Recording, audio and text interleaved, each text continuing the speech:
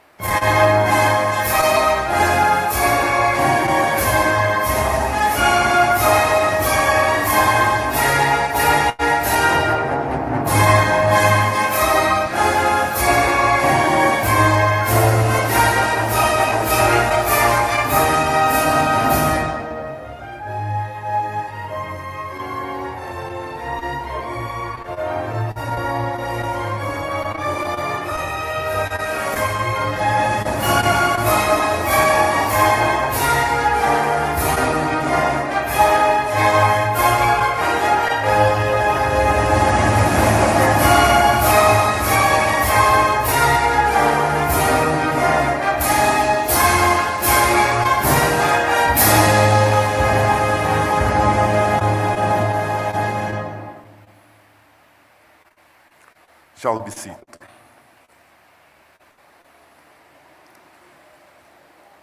His Excellency Nana Addo Dankwa Akufo-Addo, President of the Republic, His Lordship the Chief Justice, the Right Honorable Attorney General, ladies and gentlemen, on behalf of Anthony Folsom Jr. Esquire, National President, National Executive Committee, and the General Counsel of the Bar, we'd like to say Zari to everybody in Bolga.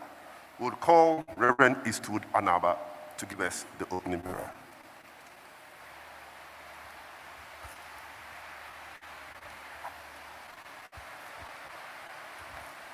Shall we kindly rise? Everlasting Father, in the name of the Lord Jesus Christ, we want to thank you, bless your holy name for this momentous occasion. We commit your people into your hands, beginning from His Excellency, the President of this country. We ask in Jesus' name for your blessing on the Ghana Bar Conference of 2021. We pray in Jesus' mighty name, dear Father, provide for us everything we need, protect us whilst we are here, and preserve life, property, and the ideals of Ghana, Africa, and the world at large. And we want to also ask in the name of Jesus that this conference will achieve and attain its purpose. That, Father, these knights of the law and the keepers of the law, that you will anoint them and touch their lives and let this conference produce peace in our country.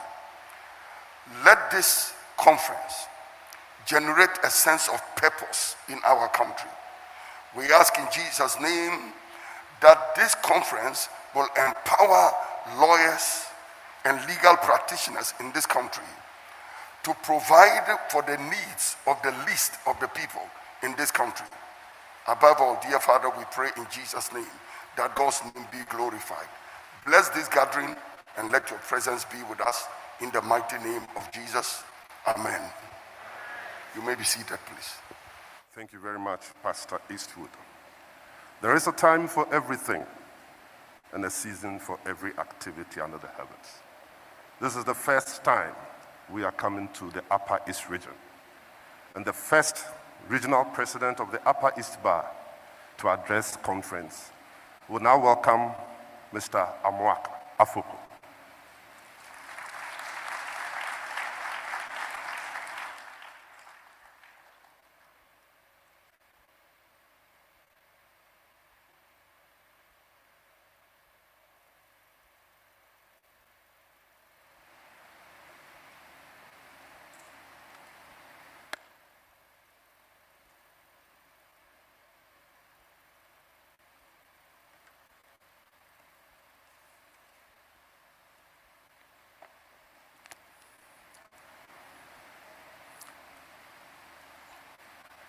Your Excellency, Nana Addo Akufo-Addo, President of the Republic of Ghana, His Lordship, the Chief Justice, Kwesi Ene-Yeboah, Justice of the Superior Courts of Justice President, Honorable Attorney General and Minister of Justice and Leader of the Bar, Mr. Godfrey Dame, Honorable Ministers of State present, Honorable Regional Ministers for the Upper East, Upper West, Northern, and newly created regions present, Honorable Members of Parliament present, His Grace Philip Name, Metropolitan Archbishop of Tamale, His Lordship, Bishop Alfred Agente, Bishop of Navrongo, Bolgatanga Diocese, Reverend Eastwood Anaba, President of the Anaba Ministries, members of the General Legal Council, Bolgatanga, members of the General Legal Council of the Ghana Bar Association, President of the Ghana Bar Association, Mr. Anthony Forson, Jr., past President of the Ghana Bar Association, His Excellency Tongorana, Member of the Council of State, Per Adeli Ayaktam, President of the Regional House of Upper East Regional House of Chiefs, Nalames, Naves, and Chiefs, Pairs of the Upper East Region, Chief Imam of Bolgatanga, Malam Isfu, distinguished members of other professional bodies present, members of the media, distinguished invited guests, ladies and gentlemen. We of the Upper East Regional Bar are greatly delighted and highly privileged to have this opportunity to welcome you and members of your government and in fact the entire Ghana Bar Association to this historic and memorable occasion.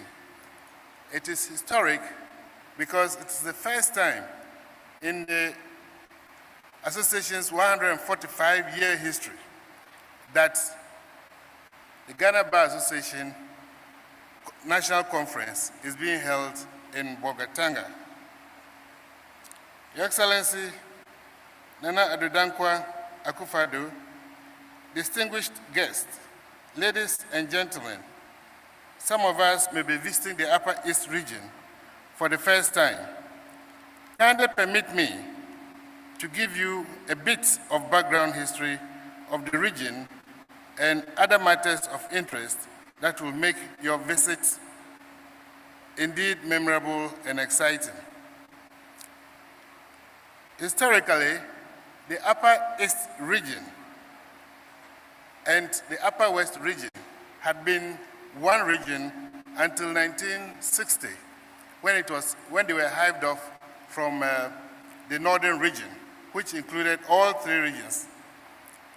In 1983, however, the upper region was further split into two. That is the Upper East region and the Upper West region. The Upper East region is located in the northeastern part of this country. It occupies about 8,882 square kilometers and is roughly about 2.7% of the landmass of Ghana. The Upper East region is bordered in the north by Burkina Faso, the Republic of Burkina Faso, in the east by the Republic of Togo, in the west by the Sisala district of the Upper West region, in the south by the Mamprugu-Madugu districts and Assembly of the Northeast region. The region has an estimated population of about 1.3 million, made up of 640,000 males and 681,000 females. There is a gender imbalance here, and that would explain why there's need to review our marriage systems. The major social groupings in this region consist of the Bulses, the Kasines, the Bisis, the Gruni, the Nankanis, the Talensis, and they speak Bisi, they speak Buli, they speak Bisi, they speak Kasem, they speak Talen, and quite a number of variations. The Upper East region is, as is well known, one of the poorest in this country, and that has also impacted negatively on the literate population. In fact, we have about, if you like it, almost 59% of the population is illiterate. The notable educational institutions in this country and this part of the region are the University of Technology and Allied Sciences, known as the C.K. Tedam University, and then also the Bolgatanga Technical University. The popular schools in this region are Navasco, that's Navrango Secondary School, Boku Secondary School, Bolgatanga Secondary School, and the Zamse and Zamse Technical Schools also comes in for mention. The region also boasts of two famous teacher training colleges. That's the GBA Training College and the St. John Bosco's Training College. In fact, they are now all tertiary institutions. The region has 3 health training centers that's located at Navrongo, Bolgatanga, Boku. Boku is also known for its famous eye clinic located in Boku and Bolgatanga. And I hope that whilst you are here, you take time to check on your site, because it's very important. Clearly missing in all these educational institutes is an institution that trains lawyers. I would humbly appeal to authorities that be to consider seriously the establishment of a Ghana Law School. Of course, the various faculties should also be encouraged to develop or establish faculties. Well, if I may, Your Excellency, I may come down to the judiciary where we operate. We have 2 high court judges, 2 high courts in this country, 2 circuit courts at Bolga and Boku, 7 magistrate courts located in Bolga, Boku, Navrongo, Sandima, Bongo, Garu, and Zebla. With a growing population, we hope that the judiciary would be able to create more district courts with the support of the district assemblies. Acknowledgements. Your Excellency, the region may not have had a long tradition of lawyers and law practice as can be found in other areas like Kumasi, Cape Coast, Accra, and so on and so forth. However, on this day, it is proper to acknowledge all who have contributed in diverse ways to the existence of a law practice at all, and who have in many ways inspired the younger ones to take up the mantle. We acknowledge James Ben Kaba of Abeka Chambers, deceased. Lawyer I.K. Mensah, this is a lawyer who relocated from Kumasi to establish a practice in Bolgatanga. We also acknowledge Messrs. J.O. Amui, Victor Yao Agudiche, Mrs. Sophia Adinyira, Samuel Ashirifi, Akwesi Kuma, he was later appointed High Court judge, all of the Attorney General's department at the time. We also acknowledge Larry Bimi, his deceased. He was the former head of the NCC. William Atugba of Kuluma Chambers at the time. Later he was joined by yours truly. We also acknowledge Andrew Amosa. He became a High Court judge later, but unfortunately is also passed on. Then, as we have Cletus Apul, Avoka, and Ali Talim. We also wish to acknowledge and appreciate Justice Kanyoke, also from Navrongo, or for that matter from this region. He was a Court of Appeal judge, but is now deceased. Justice William Atuba, retired Justice of the Supreme Court. Professor John Bonaventure Kubompong Kabruse, he was the former Vice Chancellor of the University for Development Studies, but unfortunately is also deceased. And Justice J.B. Akamba, retired Justice of the Supreme Court. As we must also mention our Lordship, Justice Scott Poorman, who played in active service, as well as Professor Atugba, Raymond Atugba, Dean of the Faculty of Law, Legon, as well as Joseph Whittle, who is currently the Commissioner for Human Rights and Administrative Justice. Your Excellency, I should like to also mention 3 ladies who have, in their own ways, inspired and continue to attract young ladies to the profession and to aspire to merit, who must be, they are Mrs. Christine Abavana. Unfortunately, she just passed away. Mrs. Asokia Akambambiam Agamu, she was also until recently head of the legal department, Ghana Commercial Bank. And then we have Lydia Laraba Bawa, who also retired as head of the Ghana Insurance Commission. It is also appropriate to acknowledge the contribution or the foundation laid by the early judges. These include Justice Randolph, Justice Okai, Justice J.N.K. Taylor, Justice Atadav, Justice J.B. Akamba, Justice E.K. Mensah, and Justice Godwin Gabo. They were pioneering magistrates as well. That is Atiayani Apasnaba and Ms. Hatia Canton. Economic potential of this region. The potential of this region largely lies in its rich soils. We've got very rich soils that could be used for irrigation.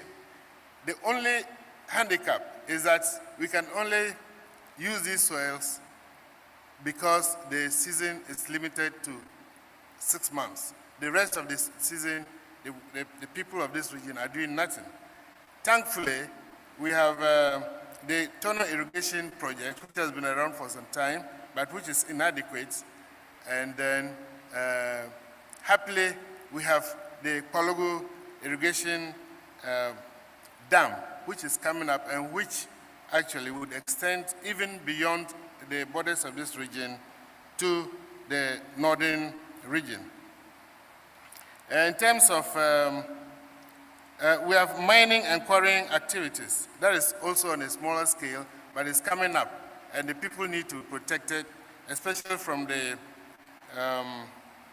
other groups like the foreign groups, that is, who actually are better technologically endowed and financially endowed. And so there's need to protect the local and encourage the local people to take up or to participate in these industries. There is an old adage that after much labor comes refreshment, or as is more popularly said, all work and no play makes Jack a dull boy. In keeping with this concept, Excellency, Bolgatanga is awash with interesting and exciting sports that members can engage themselves in after the close of the day's events. These include the Akayet Nightclub, the Soul Train, and so on and so forth. We also have live bands that will perform with GBA Annual and other famous artists during the course of the week. We hope that members will take due advantage and relax from their heavy schedules. On this note, Excellency, distinguished invited guests, ladies and gentlemen, I want to thank you for your patience in going through this, my boring speech, and hope that you would enjoy your stay elsewhere in this region. Thank you very, very much.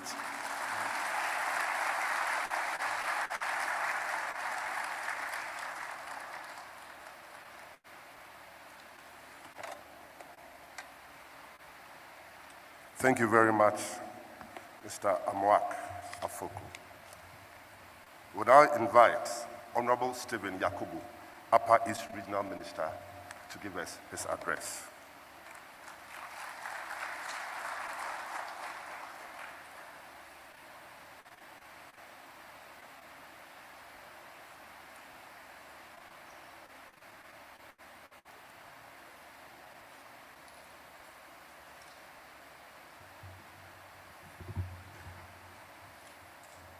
Your Excellency, Naba Amaliela, the President of the Republic of Ghana, Your Lordship, Chief Justice of the Republic of Ghana, Honorable President of the ECOWAS Court of Justice, Honorable Attorney General and Minister of Justice, Honorable Minister of Roads, Honorable Minister of Lands and Natural Resources, who are all members of this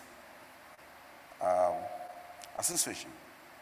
National President of Ghana Bar Association, the President of the Regional House of Chiefs, Honorable Municipal and District Chief Executives, distinguished guests, the press, ladies and gentlemen. I wish to add in welcoming His Excellency the President of the Republic of Ghana and the high hierarchy of Ghana's judicial system to the Upper East region. The chiefs and people of the region are very much privileged to play host this year's annual conference of the Ghana Bar Association. The choice is yet another testimony to the durable peace and security created by the region's people to guarantee sustainable development. On their behalf, I wish to take this opportunity to thank the President of Ghana and the General Legal Council for considering some citizens of the region worthy of elevation to various positions in the judiciary. We are very confident that the affected staff will hold high the values of the judiciary in discharging their new responsibilities. Indeed, Upper East region is rising.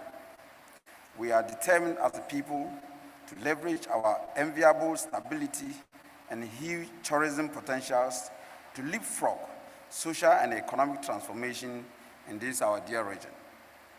As we invite and strengthen private sector participation to unlock the region's destiny, the need for accessible legal services becomes inevitable.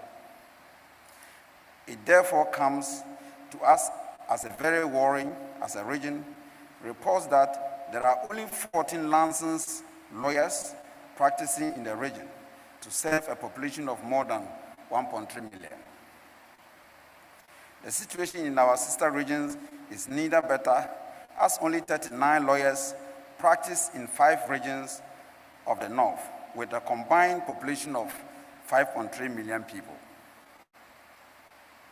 Your Excellency, Naba Amaliela, the people of the region are adding to the clarion call for increase in investment for the training of lawyers in the country.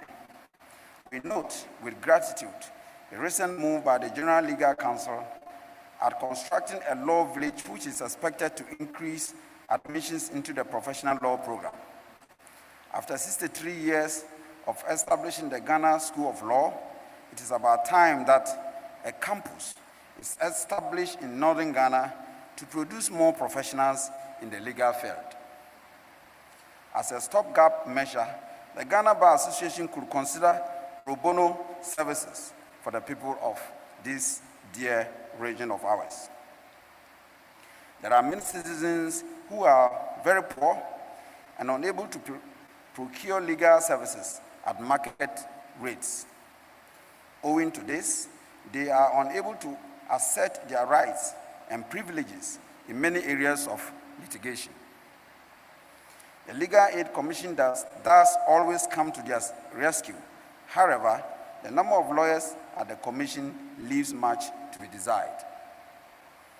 Through the support of government, the Regional Security Council, and the respective municipal and district security councils have been on top of the security of the region, albeit with some challenges. In the recent past, we have had cause to engage the Attorney General's office on the pace of prosecution of suspected criminals in the region. Citizens, especially those in restive communities, continue to express disquiet about frequent grant of bail to suspects, some of who return to engage in the same crimes and tamper with investigations. I am not by this revelation oblivious of the position of the Apex Court of Ghana on the grant of bail to suspects.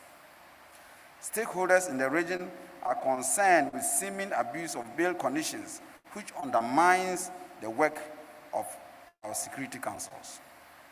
Distinguished ladies and gentlemen, the people of Upper East welcome the passage of the Land Act 1036 of 2020. As much as the new law will help greatly in resolving many related challenges, some nagging ones remain. Works on some public projects in the region are being stalled due to threats mounted by families and individuals for multiple compensation payments. There are also increasing number of intra- and inter-regional land boundary disputes, which are threatening the stability of this, our dear region. This requires the right legal assistance to navigate our way clear. Your Excellency, I am confident that this conference will add a lot more to this region. Aside from helping to put the region and its people in the limelight, we are looking forward to lasting relations with the Bar Association, attracting the right investment for our takeoff.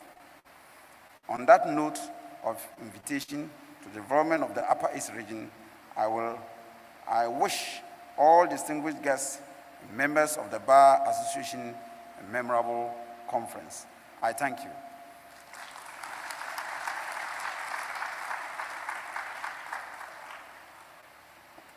Thank you very much, Honorable Stephen Yakubu, for your welcome.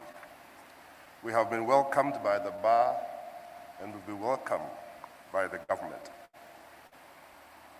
Our fathers, custodian of the lands of the Upper East, would also want to welcome us.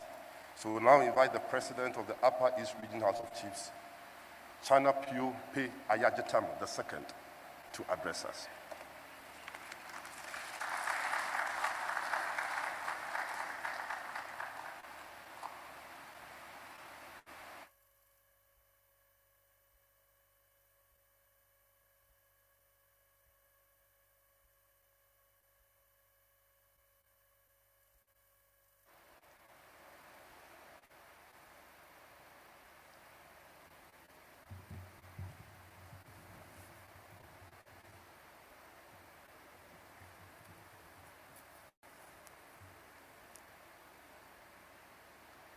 His Excellency Nana Addo Dankwa Akufo-Addo, President of the Republic of Ghana, His Lordship, the Chief Justice Kwesi Ani Yeboah, Justice of the Supreme Court, Court of Appeal, and the High Court present, Honorable Attorney General, General and Ministers of Justice, and Leader of the Bar, Mr. Godfrey Dame, Honorable Ministers of State, the Upper East Regional Minister, Honorable Stephen Yakubu, and his colleague ministers for the Northern Region, Northeast, Savannah, and Upper West regions.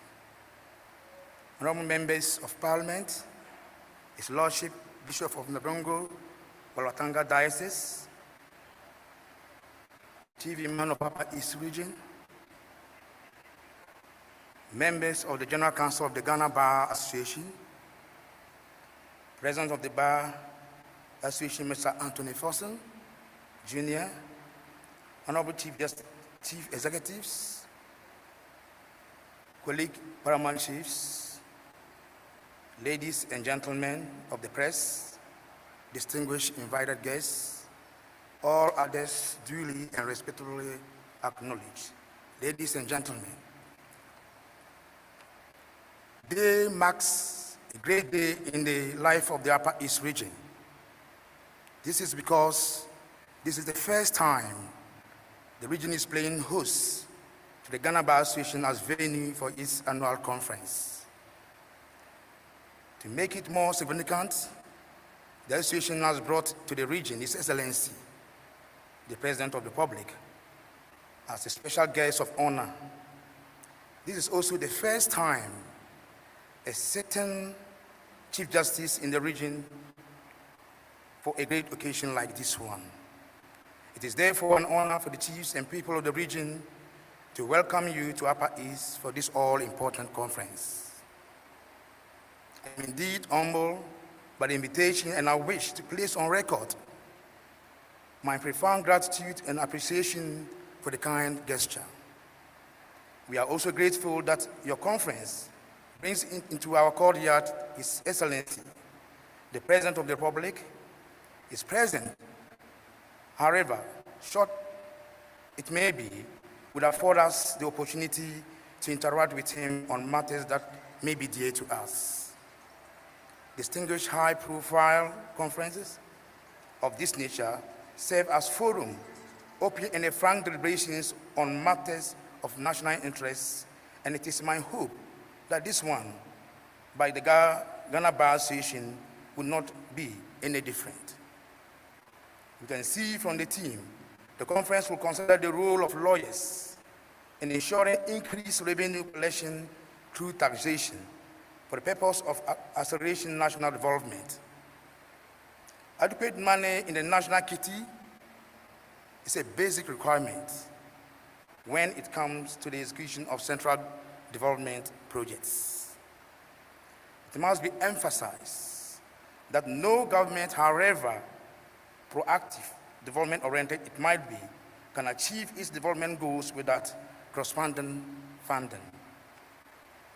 As major players in the formulation of tax laws, it is my hope that you will, in your deliberations, discuss in further detail your role and come out with friendly and humane suggestions and recommendations.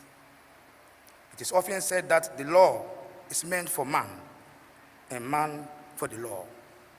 We can therefore say that the goal of the law is for human salvation. Any law, so to say, that tends to frustrate or strangle human freedom is definitely not right in the eyes of God.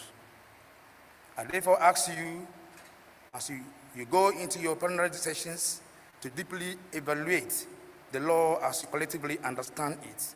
And I pray to God that the conclusions arrive at from your evaluation will be the interest of all Ghanaians. Your Excellency, now that you are here in person, let me, on behalf of the chiefs and people of Upper East, thank you sincerely for directing the Minister of Finance to release funds for the payment of caterers engaged in the school feeding program.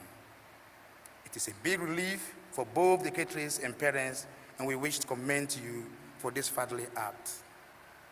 I would like to end here and humbly, on behalf of the chiefs and people of the Upper East region, wish you a successful deliberations in your conference and a pleasant stay in Upper East. In welcoming you, it is my prayer that your short stay will afford you the opportunity to visit some of the tourist sites in the region. Thank you very much, and I wish you all the best.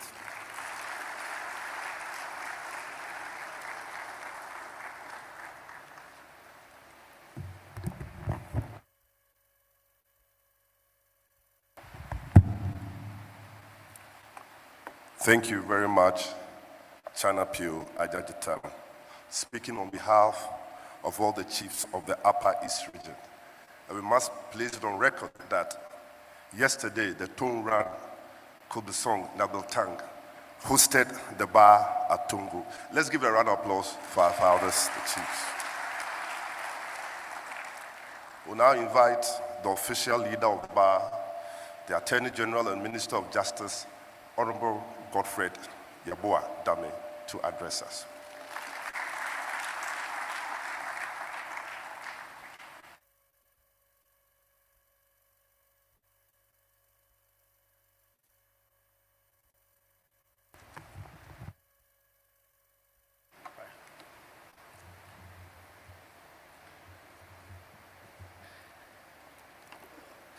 My Lord Chief Justice, before I commence, with the kind permission of Mr. President, the Republic of Ghana, may I respectfully entreat all of us to rise to observe a minute silence in honor of the recently departed Justice of the Supreme Court of Justice, Justice Mafusao.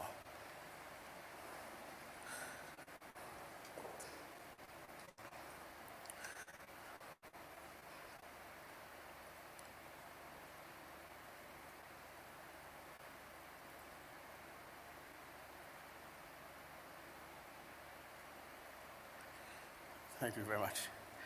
May the souls of all the faithful departed rest in the bosom of the Almighty. Thank you very much.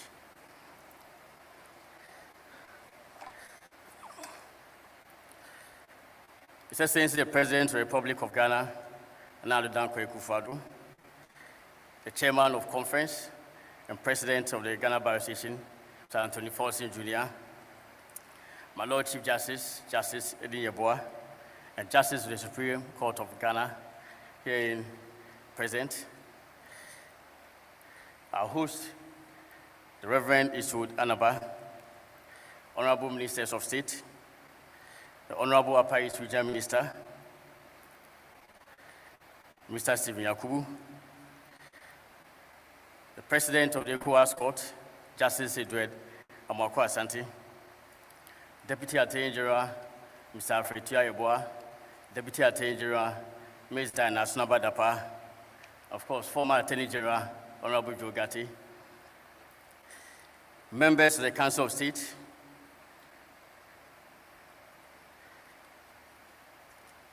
the President of the Upper East Regional House of Chiefs, the China Paga, the President of the Upper East Regional Bar, Mr. Amwak Afoku, members of the Bar Council, distinguished members of the bar, ladies and gentlemen, friends of the media, I am pleased to be called upon to deliver this address. Indeed, on 21st January 2021, about 5:20 p.m. to be precise, I received a call which turned out to be the most important in my professional and political career so far. It was a call from His Excellency the President. The President entreated me to drop whatever I was doing and proceed immediately to the Jubilee House. In response to the command, I entered my car and immediately I heard the radio station announcing the names of members of the President's government for a second term. Right thereafter, I received numerous phone calls from various radio personalities. I refused to speak to them because Mr. President had not made any disclosure to me. I entered Mr. President's office and straight away he informed me that I had, in all humility, duly and faithfully discharged my role as Deputy Attorney General. Mr. President, I remember there's that ways. Around the country, across the party, everybody is of the opinion that you ought to be the next Attorney General. Fast forward, on 5th March 2021, by the grace of God, I was sworn in as the Attorney General, and necessarily, I'm the official leader of the bar. I thank you very much, and I'm very honored to present this address, which happens to be my very first one.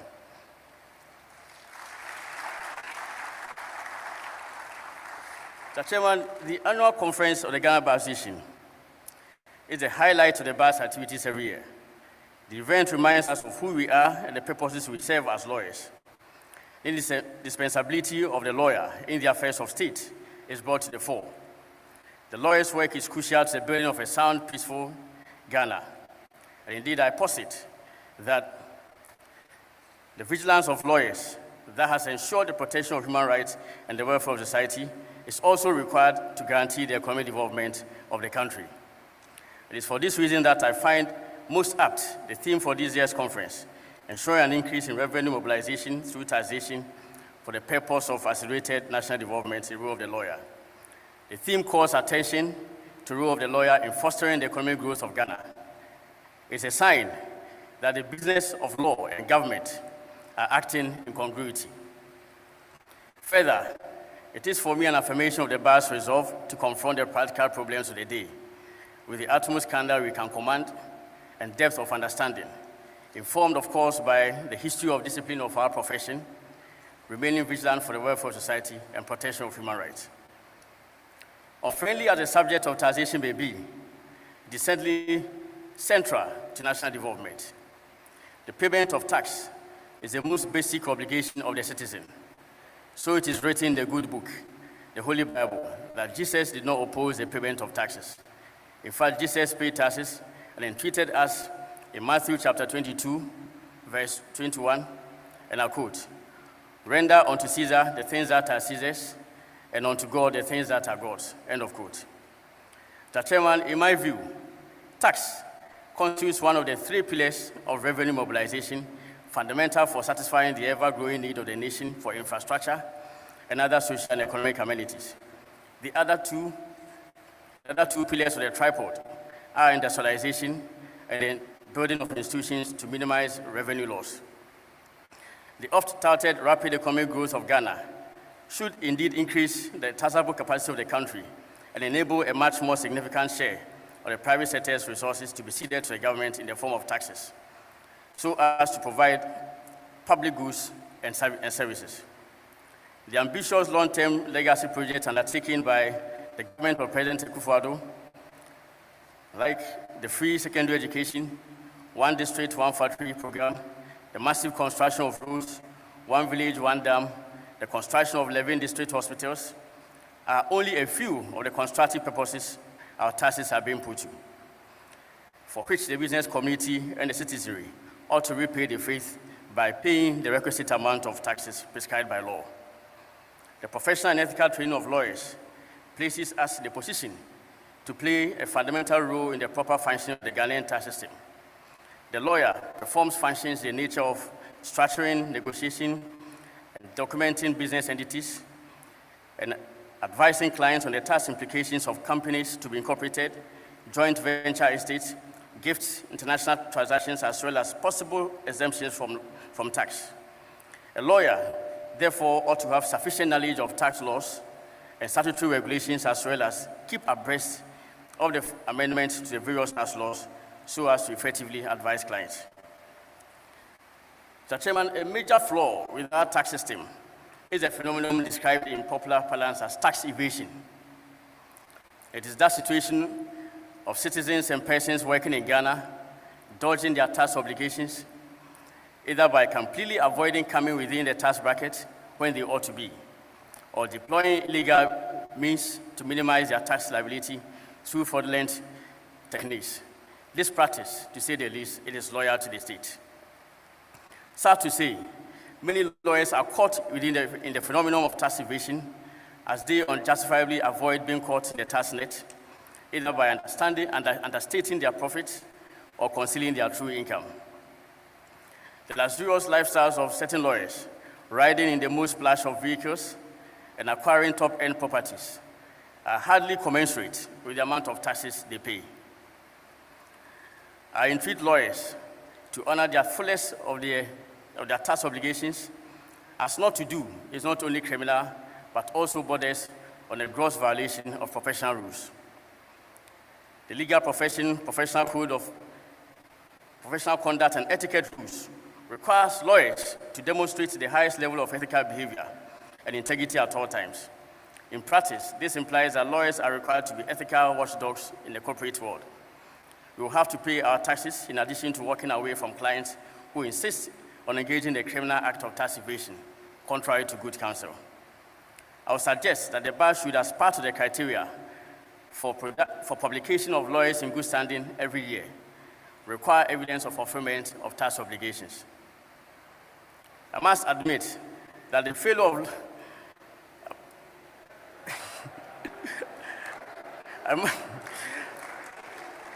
I must admit that the failure of lawyers in Ghana to discharge their full tax obligations is not entirely their fault. The absence of effective systems by the Ghana Revenue Authority to ensure that all taxpayers are brought into the tax net is majorly responsible. The DRA ought to devise the appropriate mechanisms for ensuring that the tax net is broadened to its elastic limit in order to bring within it all potential taxpayers, including all practicing lawyers. The Chairman, I owe it a duty to place on record that taxation cannot be the sole means of revenue generation for the state. Industrialization constitutes a very important source of revenue, and I dare say the most important for President Akufo-Addo's government. Being fully aware of the self-evident truth that Ghana cannot achieve a sound development without a well-thought-out industrialization agenda, President Akufo-Addo conceives of One District, One Factory program as key to the realization of his vision for the economic transformation of Ghana, which is encapsulated in the policy, Ghana Beyond Aid. This policy aims at achieving a prosperous and self-confident Ghana that is in charge of her economic destiny, prosperous enough to be engaging competitively with the rest of the world through trade and investment, and ultimately not requiring aid for survival. Indeed, one will wonder why the Attorney General is talking about matters of taxation. My ministry does not superintend revenue generation in this country, nor does it deal with fiscal policy matters. However, because of the nature of the rule of law, the Office of the Attorney General and Ministry of Justice, as a protector of the public interest, has a pervasive and particular role in all of these activities. That is, ensuring compliance with the tax laws of Ghana, boosting the industrialization agenda of Ghana, and the raising of sufficient revenue to address the gaps in the country's budget. Ronald Dorquin said in the penultimate chapter of his work entitled Justice for Hedgehogs that, and I quote, "Law is a branch of morality," end of quote. He was right. And although it may not seem like it, I also say that politics is another branch of morality. One way in which the common purpose of politics and law is achieved is exemplified by the office I hold. It is what puts the Attorney General at the heart of the Constitution.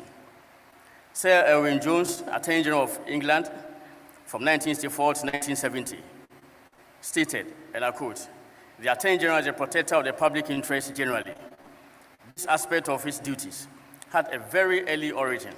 He has for long been the proper person to take legal proceedings where the interests of the public are endangered or acts tending to cause public injury are done without authority," end of quote. The Chairman, while discussing revenue mobilization, it will be a grave omission not to touch on an issue which has proven its capacity to deter the prosperity of nations around the world, erode public interest in governments, and also undermine commerce. Corruption is that issue. If not nipped in the bud, all the fine aspirations of maximizing revenue and making Ghana a haven for business will be futile. The government of President Akufo-Addo is fully aware that corruption thrives in an atmosphere conducive to its concealment and the absence of systems to ensure that consequences of perpetration of corruption are applied in a fair and efficient manner. In order to deal with this, the government between 2017 and 2018 ensured the passage of the Right to Information Act, the Protection of Witnesses Act, the Office of the Special Prosecutor Act, the Corporate Restructuring and Insolvency Act, as well as the Companies Act 2019 at 992. Indeed, the establishment of the Office of the Special Prosecutor, in my view, represents the single most courageous and significant measure on the part of any government since independence, to the extent that it engendered institutional reform by creating an organ capable of prosecuting corruption and corruption-related offenses in a manner devoid of the perception of possible executive interference. It is my belief that with the right attitude, mindset, and understanding of the demands of the office, the new special prosecutor, Mr. Kisi Jabin, will rise to the duties imposed on him by the law establishing his office. The Chairman, indeed, I'm continuing with the process of strengthening the systems in place for preventing corruption by ensuring that a set of far-reaching and perhaps a more fit-for-purpose set of regulations for the conduct of public officers in this country is laid down through the enactment of a Code of Conduct of Public Officers. The proposed Conduct of Public Officers Bill, which has already gone through discussions by various stakeholders at a forum organized over a month ago, will follow the example of legislations in other jurisdictions like the United States of America, Kenya, and the United Kingdom, in addressing issues regarding financial portfolios held by public officers before assuming public office, links to family businesses, professional practices, property investment, shareholdings and other assets, self-dealing, partiality in the performance of duties, the use of public or confidential information to further private interests, improper arrangements, and care of public property. The bill also seeks to address matters relating to sexual harassment and provides a gamut of stringent administrative measures and sanctions to deal with violations of the law, ranging from a bar against holding public office to other penal measures. Mr. Chairman, the state hard purse is grossly affected by the award of judgment debt in various unconscionable transactions, whereby the state is ordered to pay huge compound interest on debt accruing from transactions entered into on her behalf by public officers whose primary duty is to protect the public interest. The recent example of a financial house claiming payment of over 1.3 billion Ghana cedis from a transaction involving a meager 268,000 Ghana cedis, even after the state had already paid 79 million Ghana cedis, simply because the agreed rate of interest was compound interest, comes to mind. It took the intervention of the Supreme Court in the exercise of inherent jurisdiction pursuant to an application by the Attorney General to declare further payments as unlawful. In order to address these inimical tendencies, I propose to be passed by Parliament as a matter of urgency an amendment to the Contract Act 1960 at 25 to disallow the payment of compound interest by the state in transactions entered into on her behalf by public officers. This urgent amendment to the Contract Act will explicitly forbid a public officer from entering into a contract on behalf of the state and stating the rate of interest to be compound interest. This will prohibit the occurrence of the situation which called for the Supreme Court's intervention and will also save the state enormous income which can be utilized for development. On this, I must say I have the fullest support of His Excellency the President and the Minister for Finance. I also expect the cooperation of the bar as well.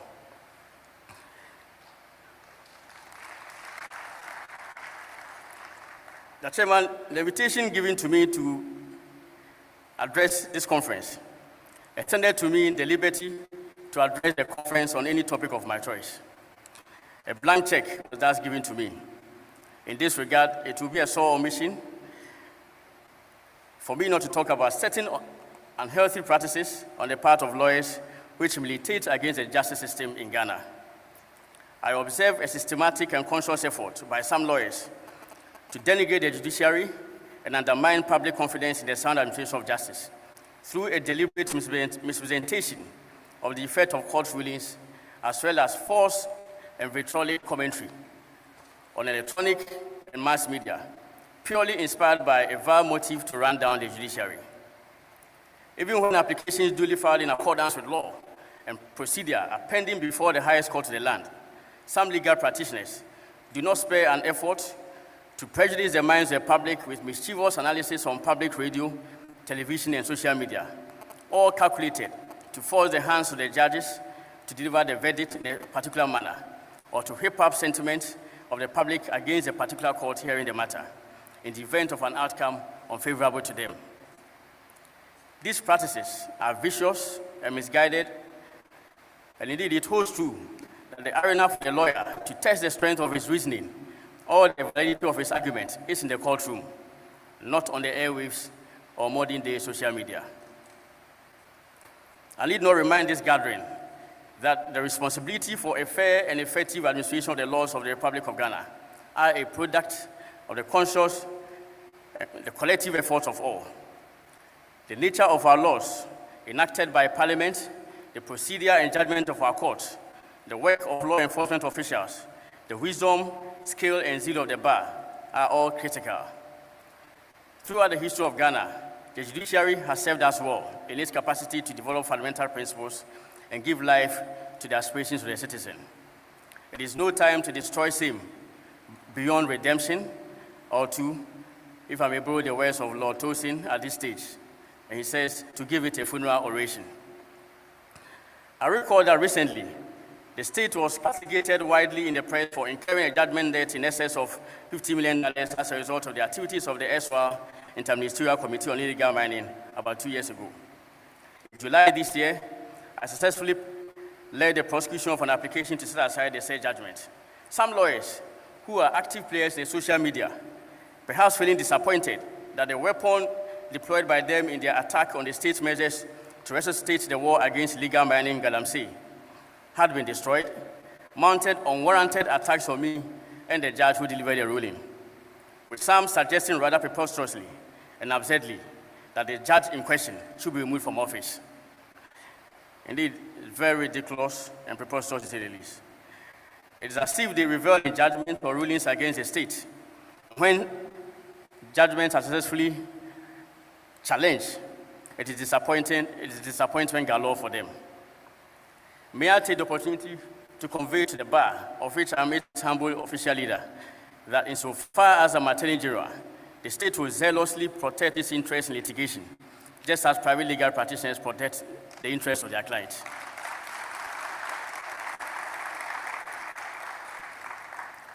A victory for the state to the chagrin of a private citizen is no justification for unwarranted attacks on public officers responsible for the state's victory. It's imperative to state that the necessary efforts are being made to ensure that the industry of state attorneys is properly complemented with the supply of resources required to assist them in the discharge of their constitutional functions.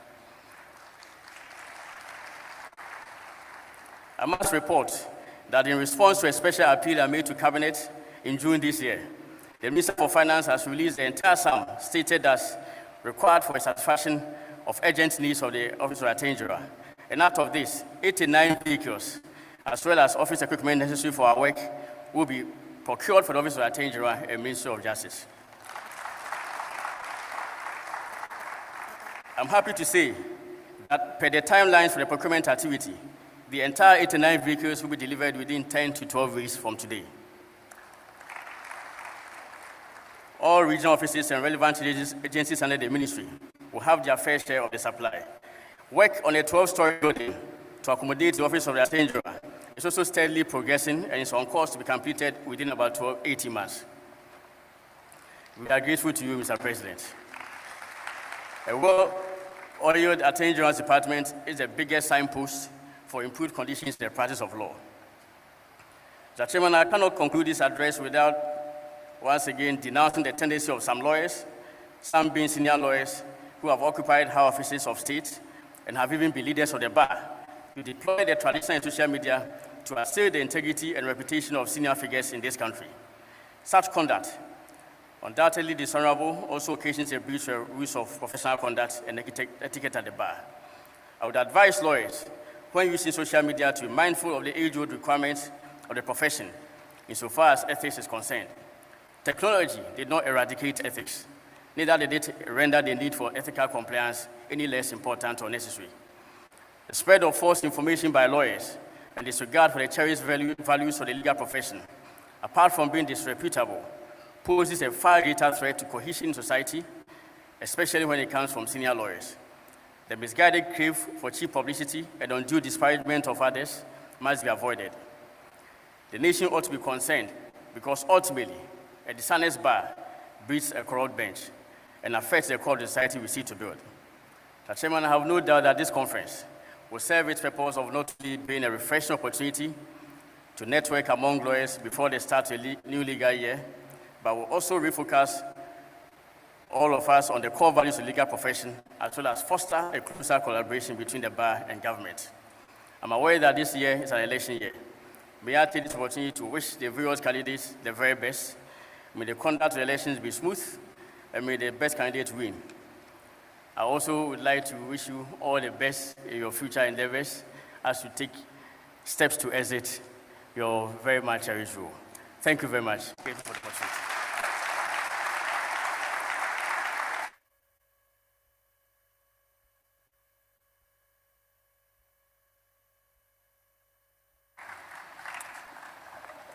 Thank you very much, the official leader of the bar and the Attorney General.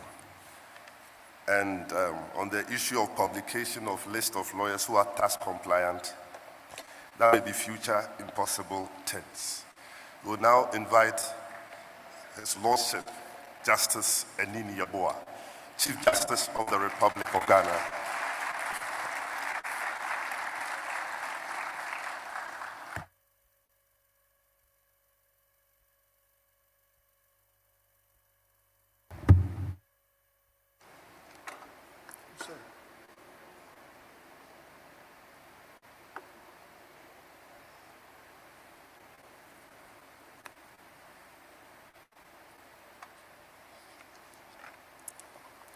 His Excellency the President of the Republic of Ghana, Nana Addo Dankwa Akufo-Addo, the Honorable Attorney General and Minister for Justice, Justices of the Superior Court of Judicature, President of the ECOWAS Court, Honorable Minister for the Upper East Region, and other regional ministers herein present, Ministers of State, the National President and other executive members of the Ghana Bar Association, Chana Pio, President of the Upper East Regional House of Chiefs, the Tongo Urana, Member of Council of State, the traditional leaders herein present, President and executives of the various regional bar associations, our host, Reverend Eastwood Anaba, the clergy, past President of the Ghana Bar Association, distinguished members of the Ghana Bar, distinguished ladies and gentlemen, friends of the media. It gives me great pleasure to join you here at the Annual General Conference of the Ghana Bar Association. I thank the National President and executives of the Ghana Bar Association for the kind invitation to this year's conference. It is my hope that this conference will help in advancing the cause of justice and equip members with the will, desire, and essential tools to discharge their duties as officers of the court in a country founded on the promise of freedom and justice for its citizenry. While acknowledging the theme for this conference, which is, quote, ensuring an increase in revenue mobilization through taxation for the purpose of accelerated national development, the role of the lawyers, end of quote, I have been asked to address you on any topic of my choice. The hub of my address is on efficient administration of justice, the lawyer's role. The fundamental role of the judiciary is to provide fair, cost-effective, and impartial justice.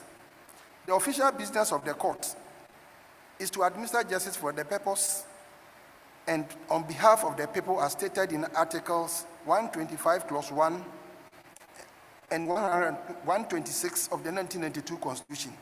But at the very center of the official business is the lawyer, who to a large extent determines the success or otherwise of the court's official business, not only in terms of his client, but the general administration of justice.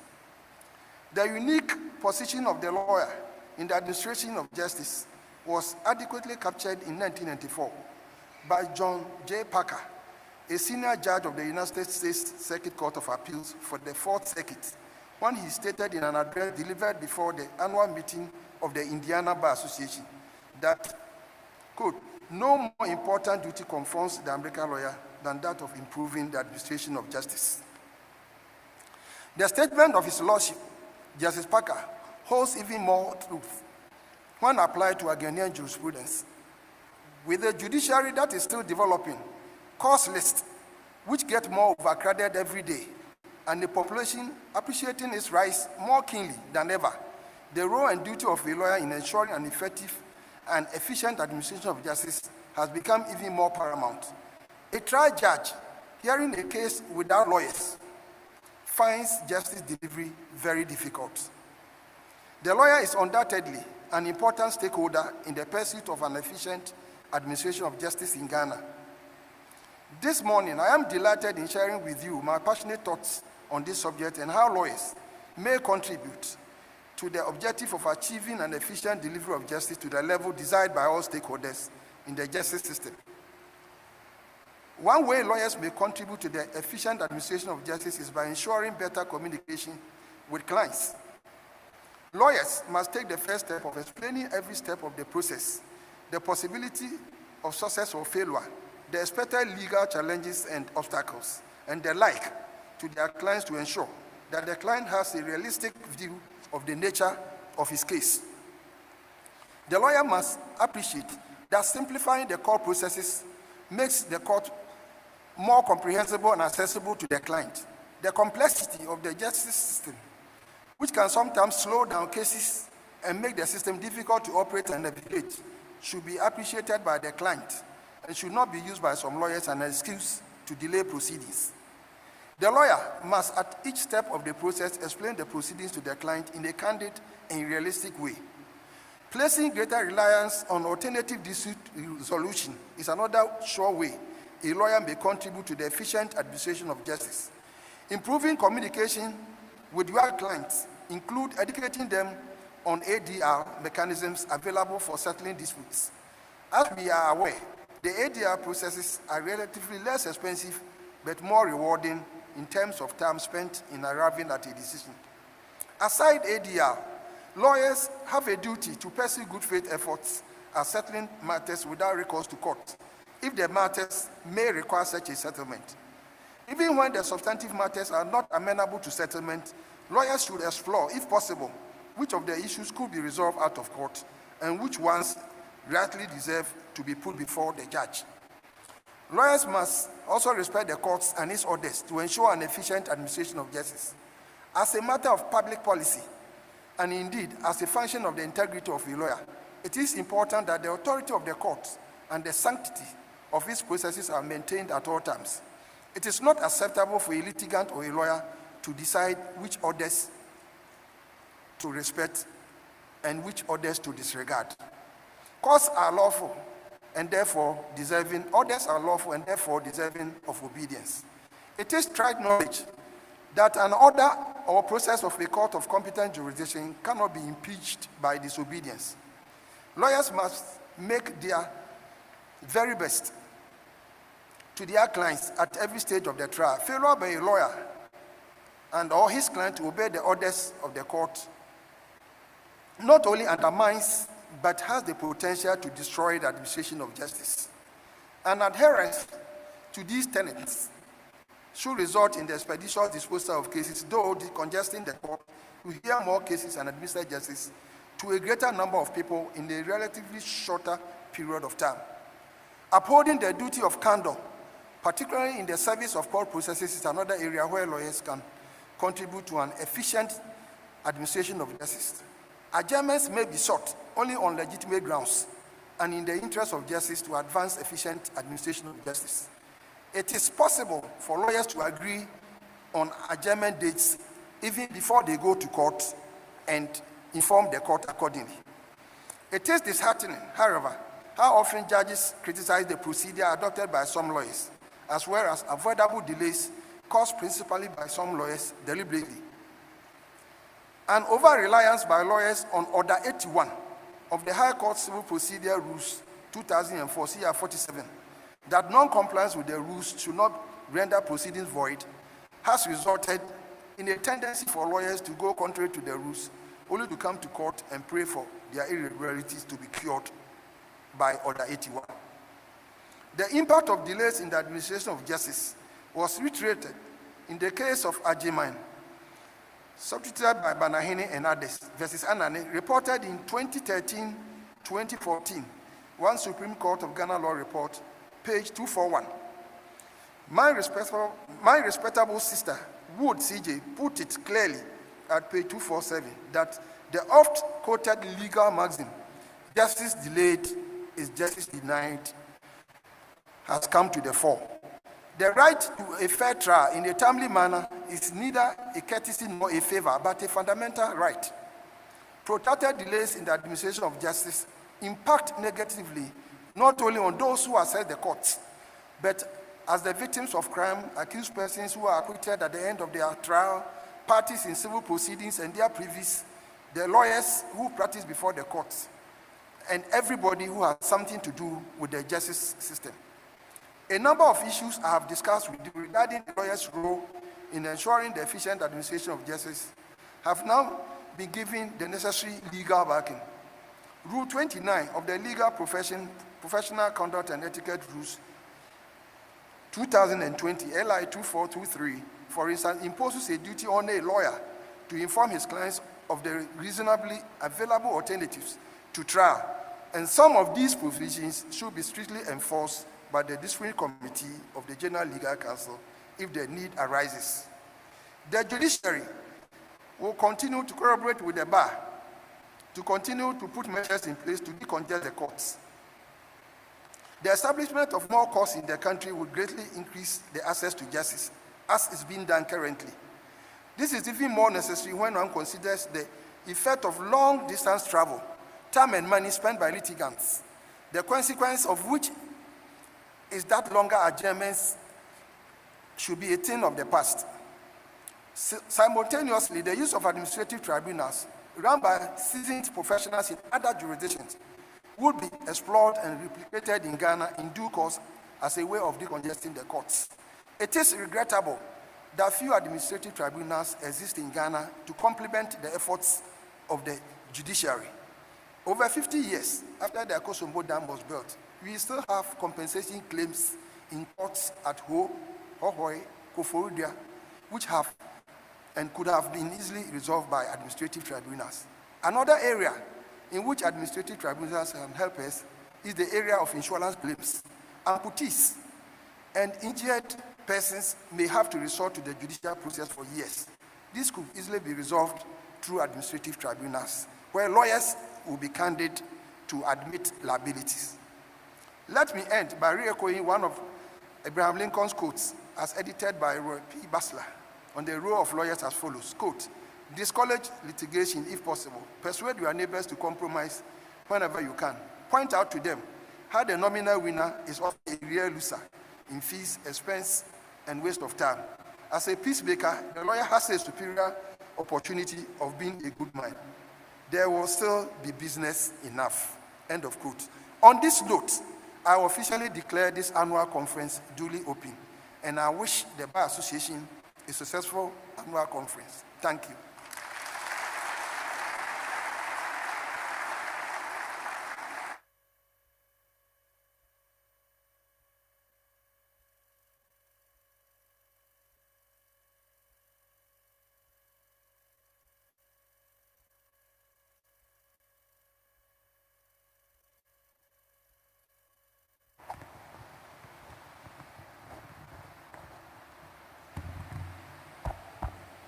Thank you very much, His Lordship Justice Enin Yaboa. Now, to give his valedictory speech to conference, let's welcome Mr. Anthony Folsom Jr., National President of the Ghana Bar Association.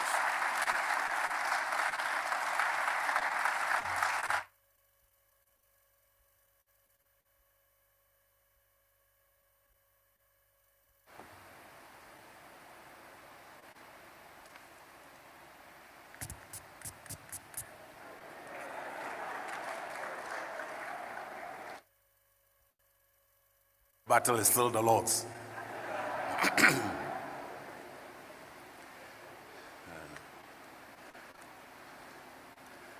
Your Excellency, the President of the Republic of Ghana, Nana Addo Dankwa Akufo-Addo, the Right Honorable Chief Justice, Enini Yeboah, my lords, the learned Honorable Attorney General and Minister responsible for Justice, Godfrey Yeboah Dame Esquire, Honorable Ministers of State, Royal Chiefs herein present, distinguished ladies and gentlemen, my learned colleagues, let me once again take this opportunity to express the gratitude of the Bar Council to His Excellency the President, a fully paid-up member of the Bar, for the sustained interest he has in the matters affecting the Bar, and also extend our gratitude to His Excellency the Vice President, Dr. Mahmoud Baumia, who has also worshipped with us in church for the Martyrs' Day celebrations unfailingly since assuming office.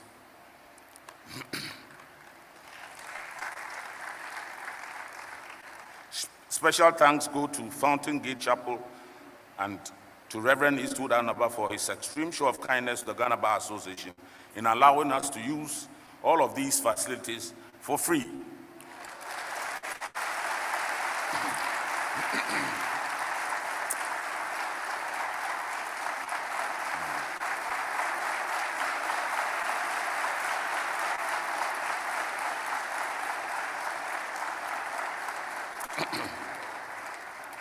We shall definitely reciprocate this kind gesture.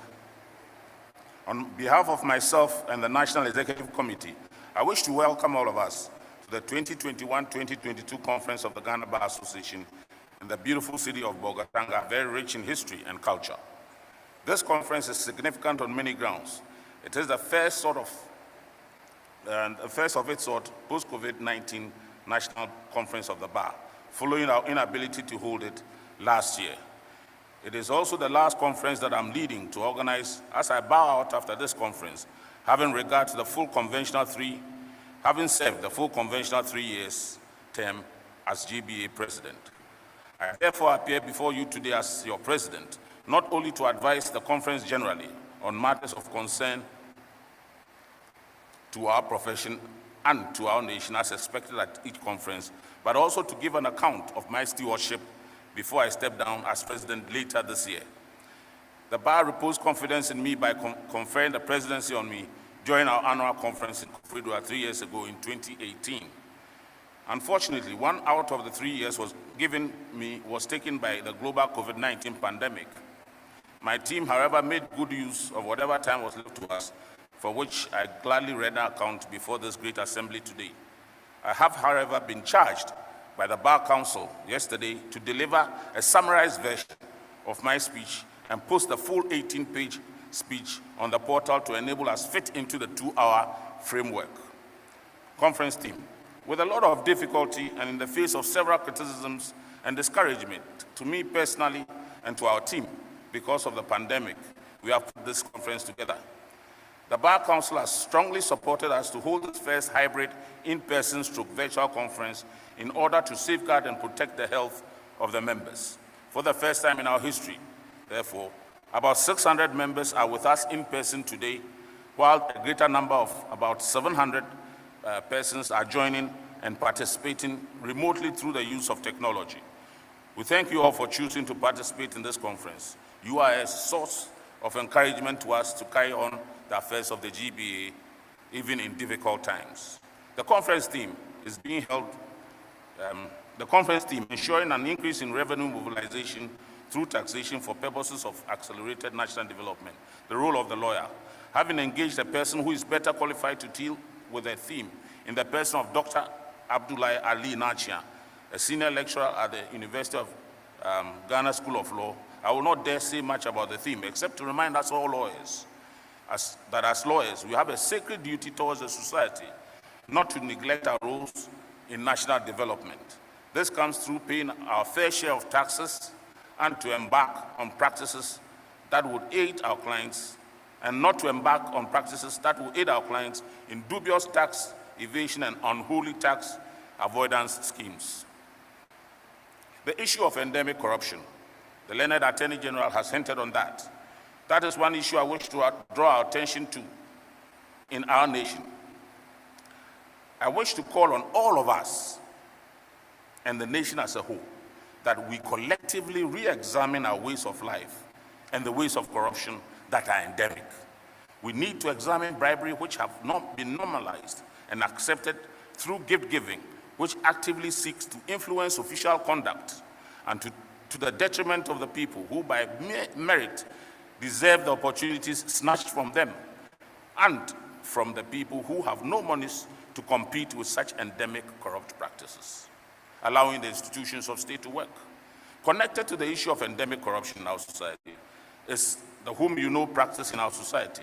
It has become an accepted way of life that persons of power and influence interfere in official functions of public offices and exert undue influence. Such ill conduct balloons into habit and soon into culture, robbing us all and posterity the future we always desire for our nation and our people.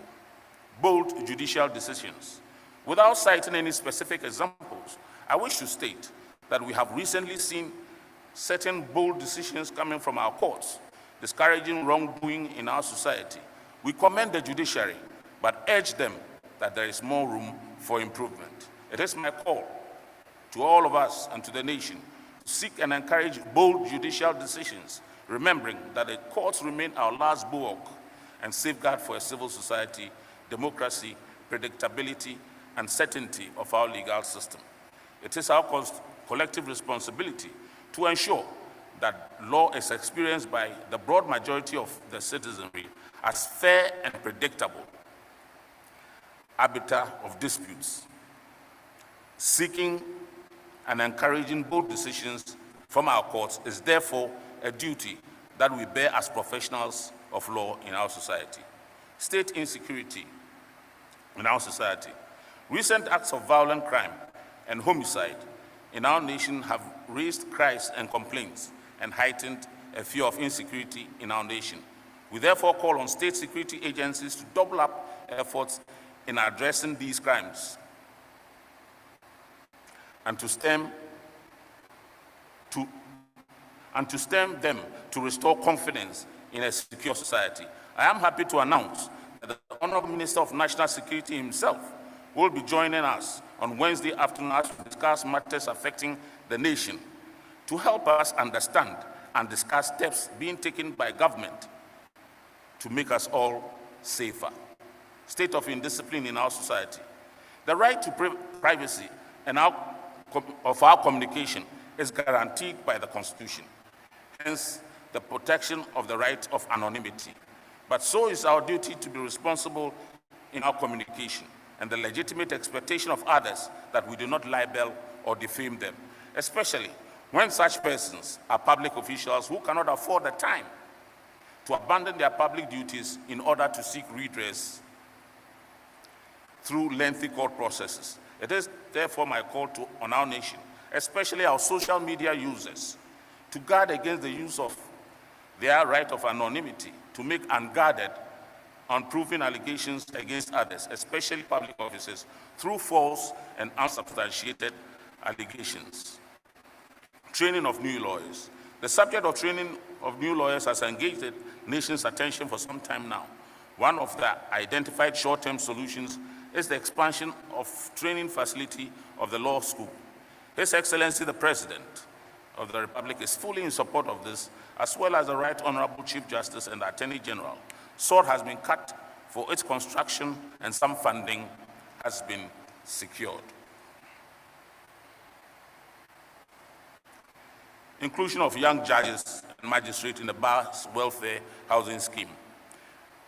We already have a welfare scheme in place for our lawyers for alleviation of financial burdens during bereavement and unavoidable events in life. We sought to expand our welfare scheme with the provision of mortgage facilities for lawyers. We have gone quite far in this scheme. Absa Bank has been engaged in a discussion. Let me announce that in addition to taking care of the housing needs of lawyers, we are including the housing needs of young judges and magistrates.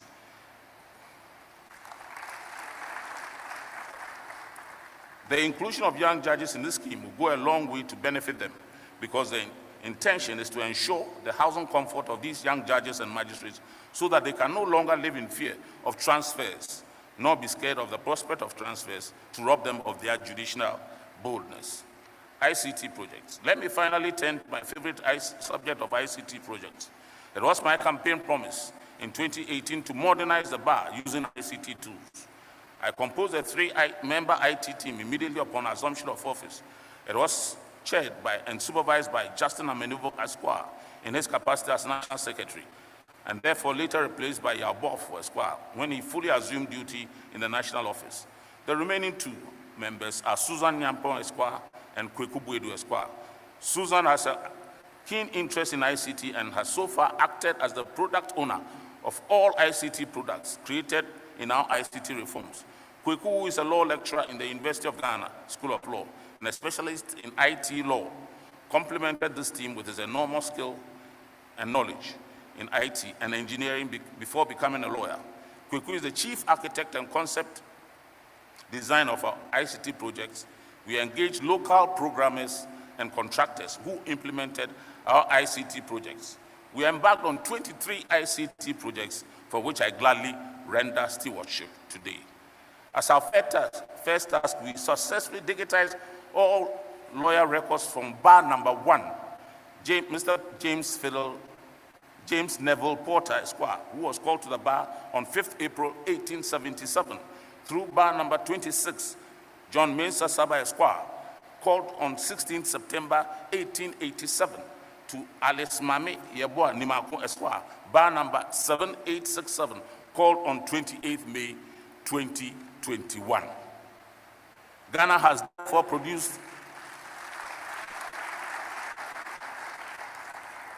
Ghana has therefore produced 7,867 lawyers from 1877 to May 2021, although we presently have some 4,882 lawyers in some form or other of active practice. E-voting.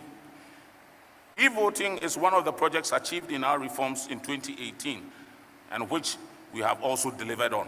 We have conducted mock e-voting elections with the National Executive Committee, with the Bar Council, 4 times with the generality of all lawyers, and also run a training webinar on the software for all lawyers. The Bar Council has considered the system and granted its approval for our elections. We have already conducted 1 real e-voting session using software to gather votes to amend our constitution last month in August. Assisted by the ICT committee, the election committee has rapidly adopted e-voting system and supervising its usage. A detailed user and technical training session has been organized for the electoral committee. The candidates for this year's elections, their agents and IT specialists, whom some candidates brought to the training to examine and interrogate the back-end operations of the software. We have therefore been thorough in all our preparations for the use of e-voting, and the candidates are aware of it. I'm, however, leaving CLE, my personal pet project, uncompleted. This is primarily as a result of the fact that we had to engage foreign expertise when we ran into difficulties with our local contractor on this project. We have, however, laid all the technology, legal, and financial foundation required to complete this project very quickly. I urge my successor to continue with this project, considering its importance to the continued development of lawyers. Pro bono work.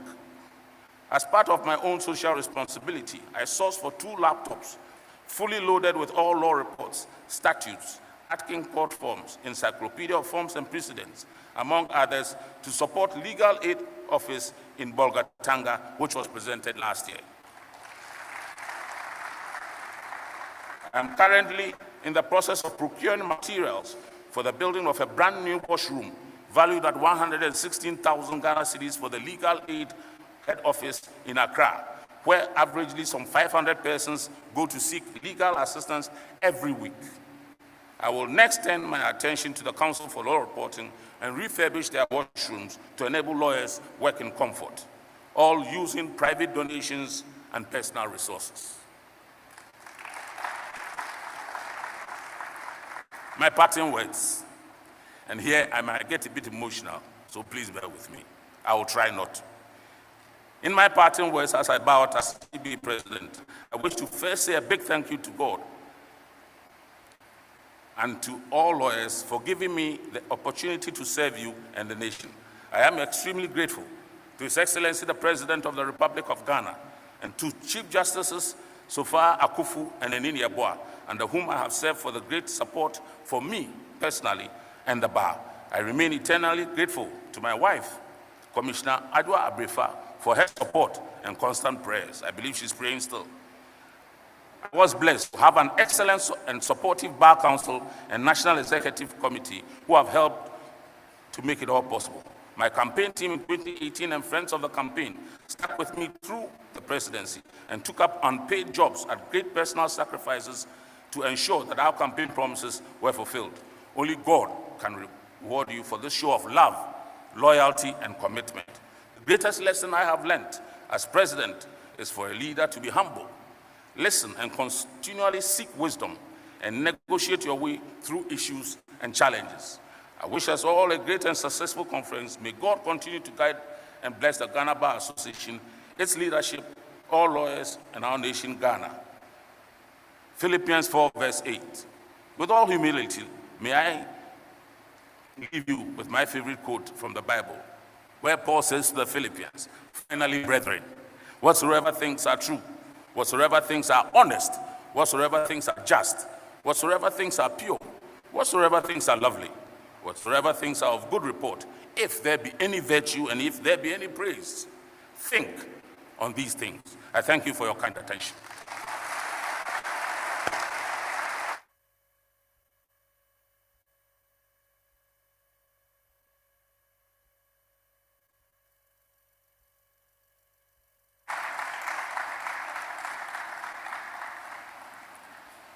Another round of applause for the President.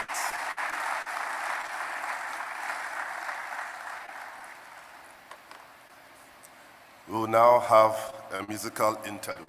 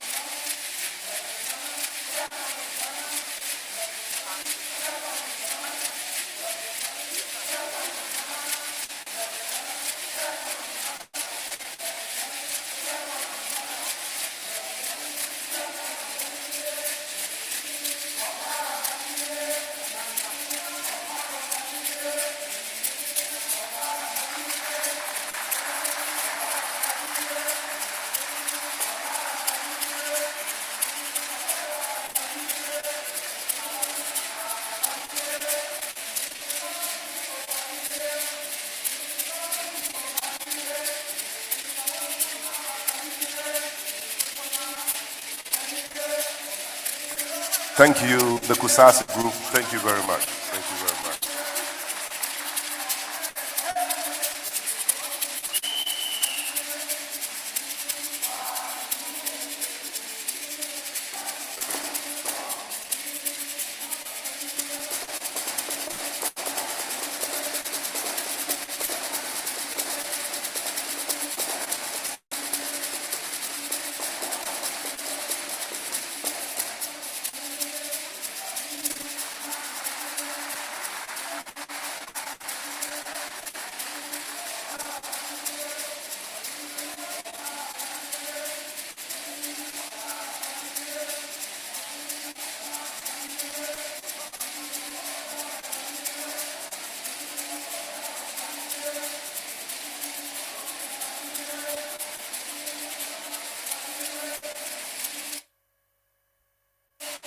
Thank you very much, the Kusasi group.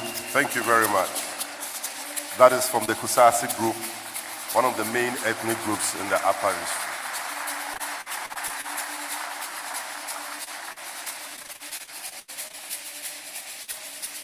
As the national president said in his speech, since assuming office in 2017, His Excellency has always been with us. Ladies and gentlemen, let's rise and welcome His Excellency Nana Addo Dankwa Akufo-Addo, President of the Republic, as he delivers his address.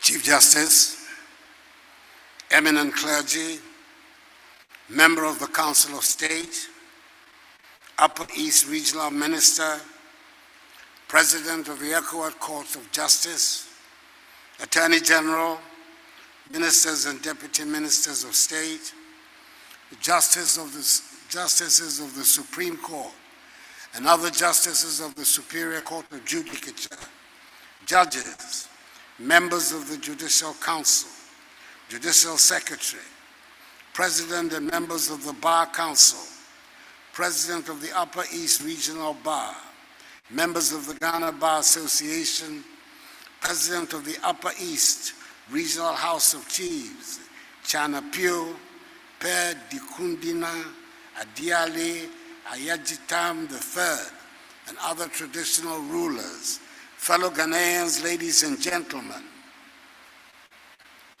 It is always a great pleasure to be amongst a gathering of fellow lawyers. And once again, I thank the Bar Council most heartily for the invitation to be part of this year's Bar Conference. I want to record also my appreciation to the Council for making me a member in permanent good standing, i.e., one who does not have to pay dues. It is an enviable status, one which I cherish. My memories of Bar Council's Bar Conferences past are full of the struggles and joys that marked my years of practice and involvement in politics. Never a dull moment, I suppose, will best describe those days. There was always something that we had up our sleeves. We felt we had to be true to the pioneers of the profession in Ghana, who were nationalists and did not limit the work or influence of the lawyer to the narrow interpretation of the practice of the law. They saw law as an integral part of all human existence. Some of the most exciting moments of my life have played out during Bar Conferences. It is from this perspective that I speak and say that the theme you have chosen for this year's conference, ensuring an increase in revenue mobilization through taxation for the purpose of accelerated national development, the role of the lawyer, must surely be one of the bravest that has been taken. Reading your letter of invitation, and the theme of the conference brought a warm feeling to my heart, for it showed that this generation of lawyers is as nationalistic in outlook as any of the earlier generations were. I believe there's a saying, and if there's not, there should be, that you can only fight the battles that you meet. The early lawyers were confronted with colonialism and went with enthusiasm into the battle for the fight for national freedom and independence. When we had governance issues, the latter lawyers took up the fight for personal freedoms, human rights, and civic liberties. Bar conferences became concerned with constitutional rule, freedom of the press, independence of the judiciary, and other matters that were of paramount concern and interest to the citizens who wanted to live under a governance structure that was insulated from authoritarian rule, whether of the one-party, union government, or military variety. The bar joined wholeheartedly in the search of the people for democratic governance, where power emanates from the open decision of the ballot box, not from the coercive force of the gun, secretly undertaken behind the backs of the people. Next year will mark the 30th anniversary of the historic choice made by the Ghanaian people on 28 April 1992, when in the referendum of that day, they expressed overwhelmingly by a 92.6% margin their commitment to democratic governance under a constitution that guarantees the full enjoyment of fundamental human rights and civic liberties. The decision has ushered our nation into the longest uninterrupted period of stable constitutional democratic governance in her history, which has experienced under the Fourth Republic 3 peaceful transfers of power through the ballot box on 3 separate occasions. The anti-democrats, who are always looking for occasions to snare at democratic governance, should also bear the following data in mind. The 1970s and 1980s, the periods of unbridled authoritarian rule on the continent, were the eras of economic decline, worsening poverty, collapsing infrastructure, and insecurity on our continent. GDP per capita in 1970, for example, according to the World Bank, stood at $220. The third wave of democratization on the continent, beginning in the 1990s, saw GDP per capita rise substantially to $605 in United States dollars in 1995, declined marginally to $547 in the year 2000, and in 2017 increased to $1,550 United States dollars. In Ghana, it was $398 in 1990, declined to $258 in 2000, and it is now $2,223 United States dollars. Another key index of human development, life expectancy at birth, was estimated by the World Bank at 45 years in 1970 in sub-Saharan Africa. By 1990, this had increased to 50 years, and in 2019, life expectancy at birth on the continent was 61 years. In Ghana, it was 49 years in 1970 and 64 years in 2019. According to data from the World Bank, gross primary school enrollment in sub-Saharan Africa in 1970 stood at 54% and had increased to 98.9% in 2019. It was 64% for us in Ghana, and by 2019 was 105%. The implementation of the free senior high school policy has brought 1.2 million Ghanaian children into the education ecosystem, the highest number of students in secondary school in Ghana's history, 400,000 of whom would otherwise have been excluded. The National Health Insurance Scheme is operating more adequately and is enjoying the confidence of the increasing number of its users, with the number of active members up from 10.6 million in 2016 to 12.3 million at the end of 2019. The goal in sight is to attain universal health coverage for all.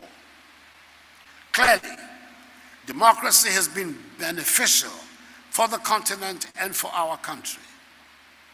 We know, however, that the price of freedom is eternal vigilance, and vigilant we shall be here in Ghana.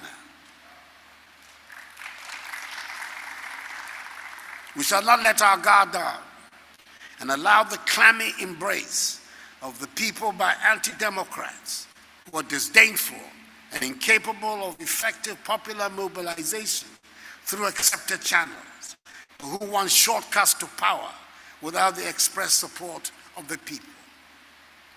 Today, there is no question but that the most important thing on most people's minds is the need for accelerated national development to improve living standards and generate jobs for the mass of the people, especially the youth. On that question, we are all agreed. However, not everyone is ready to take the next step to the recognition that accelerated national development can best take place with a dramatic increase in revenue mobilization. And very few will then take the next further step to accept that revenue mobilization will happen principally through taxation. In our society, we have unfortunately not yet reached the stage of universal acceptance of taxation as a matter of public good. Other members of the bar, it is most reassuring that you have chosen to place the lawyer right in the middle of the process for revenue mobilization. Taxation is not popular and was the Achilles heel of all colonial powers throughout history. I hasten to add that it is not only a Ghanaian phenomenon for people to be unenthusiastic about paying taxes. As Benjamin Franklin, one of America's founding fathers, put it in one of his famous quotes, taxes are not something that people look forward to. He put it in the same bracket as death. With your indulgence, let me state the full quotation, because I believe the situation Benjamin Franklin faced and described in 1789, a decade or so after the inauguration of the American Republic, is not very different from ours. He said, and I quote, "Our new Constitution is now established and has an appearance that promises permanency. But in this world, nothing can be said to be certain except death and taxes," unquote. Ladies and gentlemen, our Constitution also now promises permanency, having lasted despite various challenges for 29 years. Death has not changed its certainty. It will come when it will.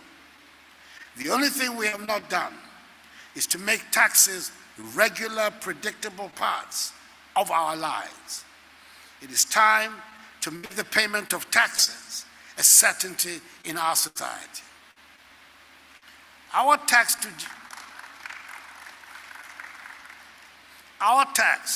to GDP ratio of 14.3% compares unfavorably with our peers the world over. The average tax to GDP ratio in West Africa stands at 18%. And indeed, the recommended ratio for West Africa for ECOWAS member states is at least 20%. The average for OECD countries is 34%. It is thus no wonder that American, German, French, Japanese, and British peoples, amongst others, can readily find the means to fund their own development, particularly their infrastructural development, whereas we are constantly struggling to do the same. There is therefore an urgent need to enhance significantly our capacity for domestic revenue mobilization to realize our development potential, create opportunities for our vibrant youth, our vibrant and dynamic youth, and deliver improved livelihoods for our fellow citizens. The necessity for increased mobilization of resources for national development is crucial. It can no longer wait. There are critical needs in all sectors in all parts of the country. Not too far from where we are gathered, torrential rains have caused havoc and washed away bridges and roads. Farms have been destroyed and investments have disappeared under floodwaters. These are just new additions to an already difficult situation of a long list of infrastructural deficits that require a lot of money for their elimination. COVID-19 has brought extra devastation to our economies, and we have not seen the end of it to be able to say we can start counting our losses. The only certainty we do have is that we need a lot of resources to engender the rebuilding of the economy. Hence the exceptional significance of government's Ghana Cares or Baltampa program, which is seeking to raise 100 billion cedis from both public and private sectors to finance the revitalization of our post-COVID economy. I'm glad that the bar has decided to enlist the undoubted strength of lawyers to help in the mobilization of resources through taxation.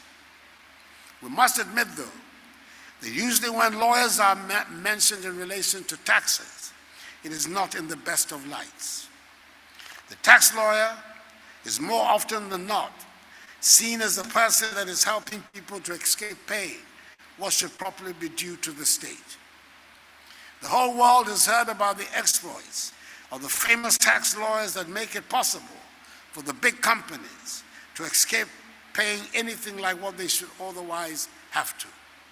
They are the same tax lawyers who help billionaires pay less taxes.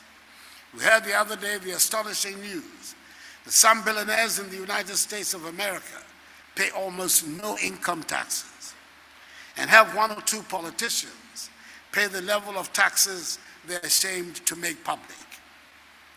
There is one thing we do know. In the unlikely event we do not know, we would have to accept quickly. We can never and should never forget the reality of our geography and our history. For the moment, we have work to do to convince the people of Ghana that if we are to get the developments we all crave, then paying taxes must become a regular and unquestioning feature of our lives. I do not suggest that lawyers take a vow of poverty and not make money, honest money, out of practicing as tax lawyers. As long as there are taxes, there will be tax lawyers, and there will always be a requirement for tax law expertise. Taxes can be confusing at times, and a good tax lawyer can guide and help keep businesses afloat or a family's finances intact.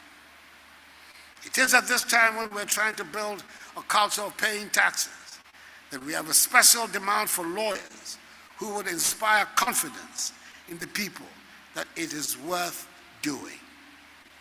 I would dare say that the theme you have chosen for the conference, ensuring an increase in revenue mobilization through taxation for the purpose of accelerated national development, the role of the lawyer, is as relevant a clarion call for our times as self-government now or self-government within the shortest possible time, depending on your inclination, was for our forefathers. 64 years after we achieved our independence, Nobody needs to tell us that today's battle cry is indeed for accelerated national development. And it is heartening that within its finest tradition, the bar, as usual, is taking the lead in this important national exercise. Having spoken at length about how far-sighted it is for the bar to have taken this decision to support efforts to increase revenue mobilization through taxation, I trust I'll be allowed to go a step further into more uncomfortable territory.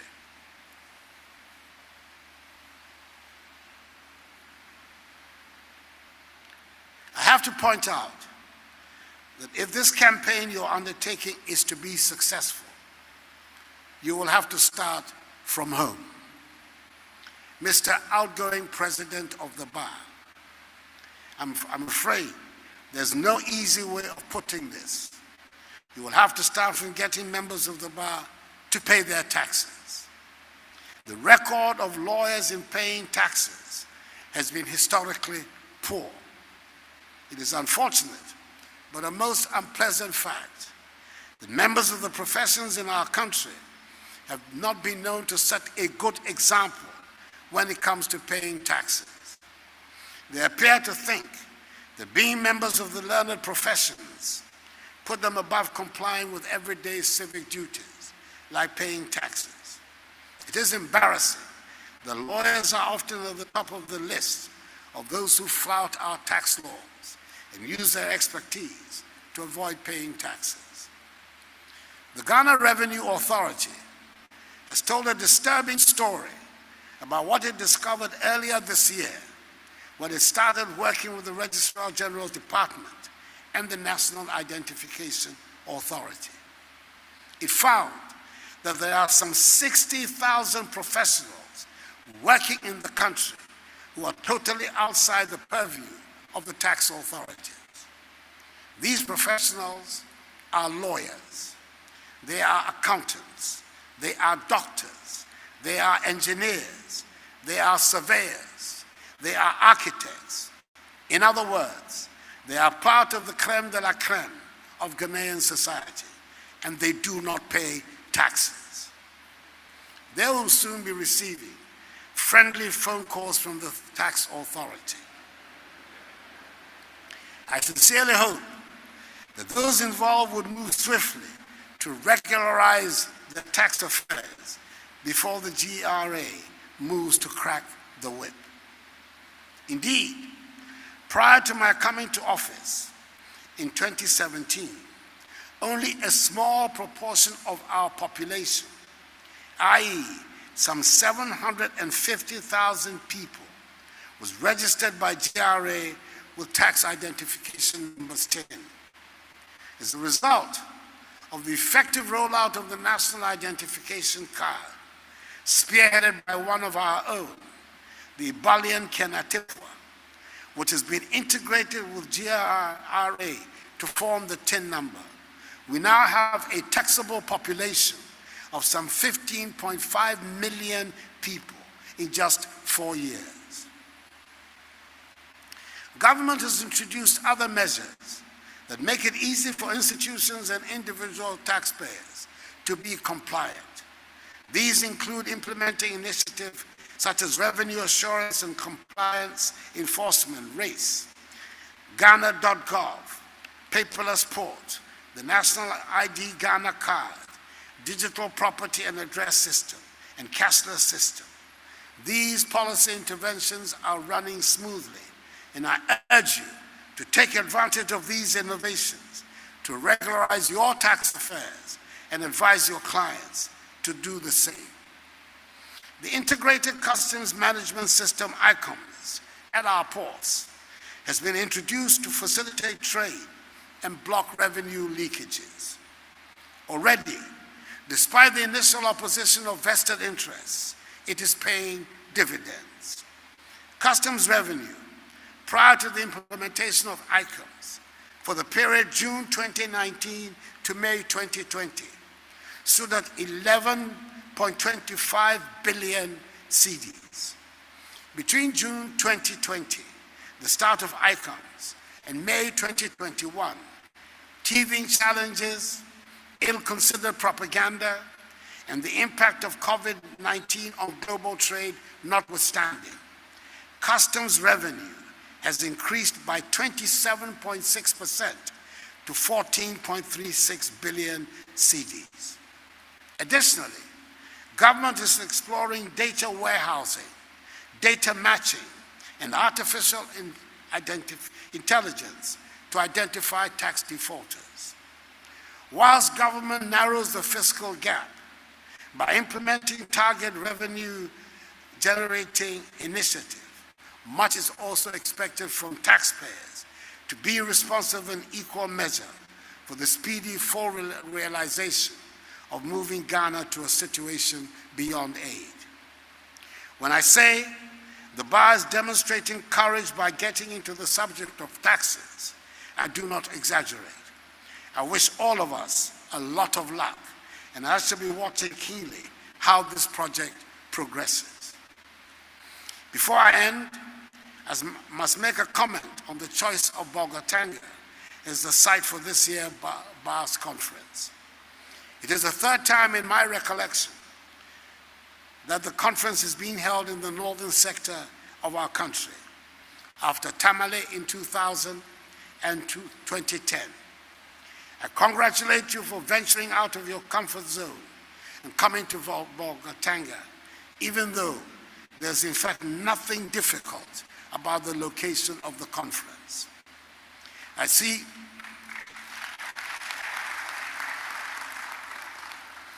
that these very pleasant premises have been aptly named by their founder, the celebrated priest, the Reverend Eastwood Anaba, who gave such an inspiring opening prayer for this conference in this magnificent auditorium, Desert Pastures.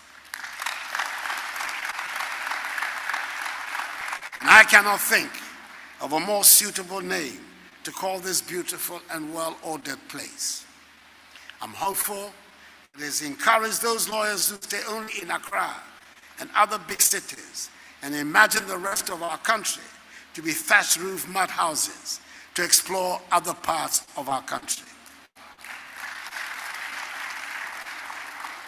You will discover, yes, we have problems, but we're also making steady progress. May God bless the Ghana Bar Association and us all. And may God bless our homeland Ghana and make her great and strong. I thank you very much for your attention.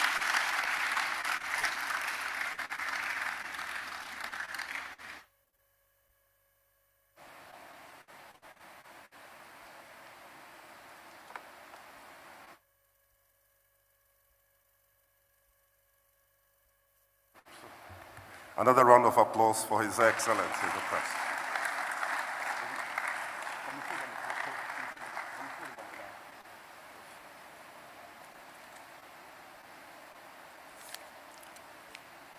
Thank you very much once again.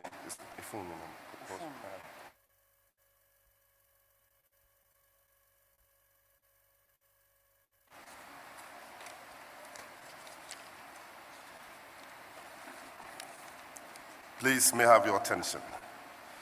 Before His Excellency departs, there will be a series of photographs, and the order would be the President of the Republic with the GBA National President, the President of the Republic with the GBA President, the Chief Justice and Attorney General, the President of the Republic and the GBA President, Chief Justice, Attorney General, and Upper East Regional Minister, the President of the Republic with the GBA President, Chief Justice, Attorney General, Regional Minister, and members of the National Executive Committee.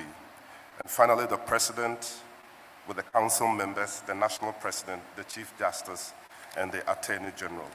And the Attorney General would meet all state attorneys in this auditorium after lunch. Honorable Attorney General will be meeting also.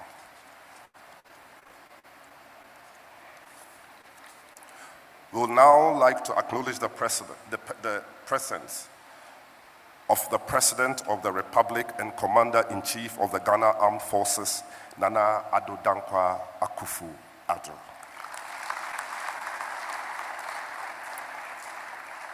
The Chief Justice of the Republic of Ghana, His Lordship Enin Yeboah. The official leader of the Bar and Attorney General and Minister of Justice, Honorable Godfred Yeboah Dami. Member of Council of State representing the Upper East Region and the Overlord of the Talensi Traditional Area, Tongoran, Kubesong Nabel Tang.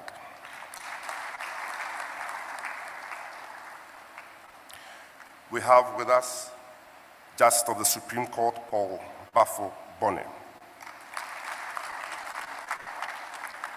And we have Justice of the Supreme Court, Gabriel Puaman. Justice of the Court of Appeal, His Lordship Justice Sir Dennis Ejay. The Supervising High Court Judge for the Upper East Region, Justice Wilson.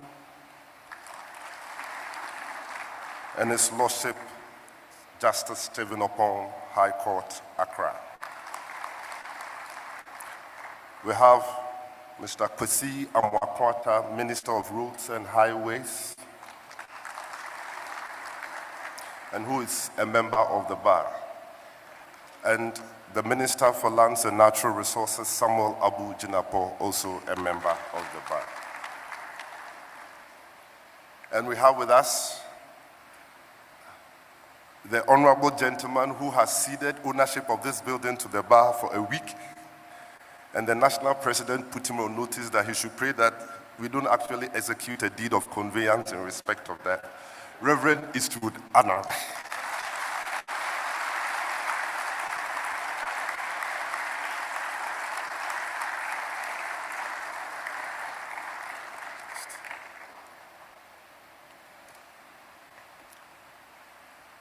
We have with us representatives of chiefs from the Upper East Region House of Chiefs and the president of the Upper East Region House of Chiefs, the Chana Pio, P. Didindini Adiali Ayajitam III. We have the paramount chief of Bongo, Naba Bilabilukum Knayelirum Baba Salifu. The overlord of the Kusab Kingdom, Boko, Aburago Zuka II. The Sande Manab, Azakuk Azantilo II, paramount chief of the Busa. We have the paramount chief of the Naga traditional area. We have Naba Siksong Namele Buteba Sigri Bewong, paramount chief of Sakote traditional area. And we have P. Dennis Balinia Ada, paramount chief Navrongo.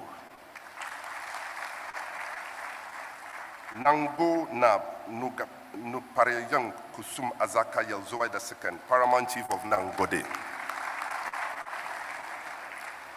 Naba Bielema Letinga Afegra the First Zuarungo, paramount chief.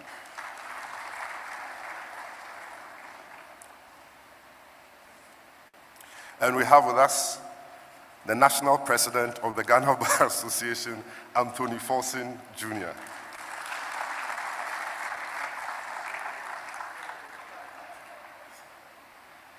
We have with us Mr. Emmanuel Edumwa Bosman, Deputy Chief of Staff, Office of the President. Mr. Ko Esuman, Legal Counsel to the President. Ms. Hamida Nuhu, Assistant Secretary to the President. And we have a former president of the Best Area Bar, and now Deputy Attorney General, my own brother, Tia Yeboah.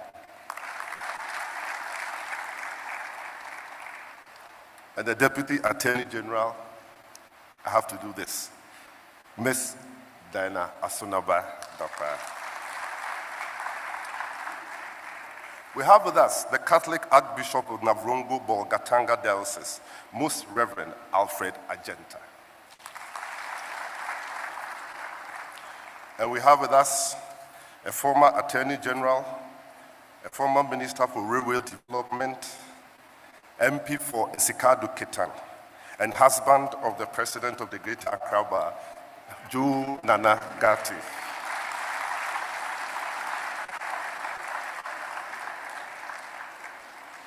And we have with us a very distinguished, handsome man, former National Secretary of the Bar, former Ashanti Regional Minister, former Minister for Chieftaincy, former Chairman of the Minerals Commission, and the only person whose son is also the National Secretary, Honorable S.K. Boafo.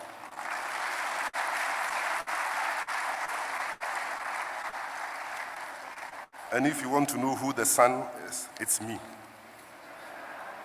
We have members of the National Executive Committee. Let's acknowledge their presence. And we have with us our past National President, Frank W. Beecham. And we have with us members of the General Council of the Bar. We acknowledge the presence of media personnel invited. And we acknowledge the presence of all handsome, beautiful members of the most noble profession. Thank you very much.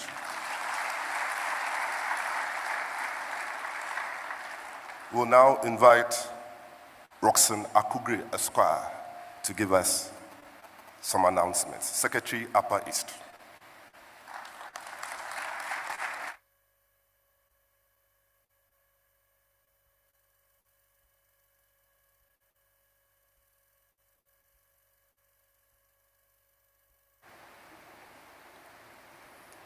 Your Excellency, the President of the Republic,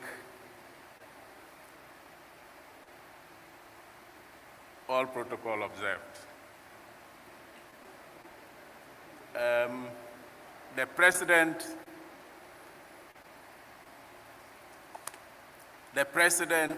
of the Republic and his entourage will head to the restaurant for some refreshments. There are ushers standing by to assist. The clergy and the chiefs will also be assisted by some ushers to outside for some refreshment. They will be assisted to some designated areas for refreshment. All members of the bar will use the wings, both right and left. There are canopies erected for refreshments. Then, for departure purposes, there are buses across the streets at the regional police headquarters. There are ushers standing by. You just indicate the direction or where your hotel is, and they will show you the bus to join for your hotel.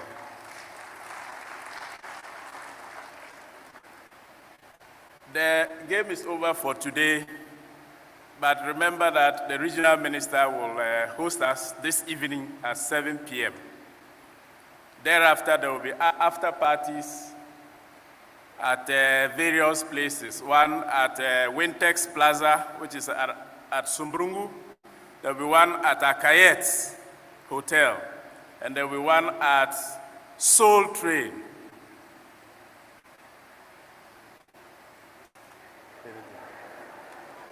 So that's the end of the announcement. Thank you very much.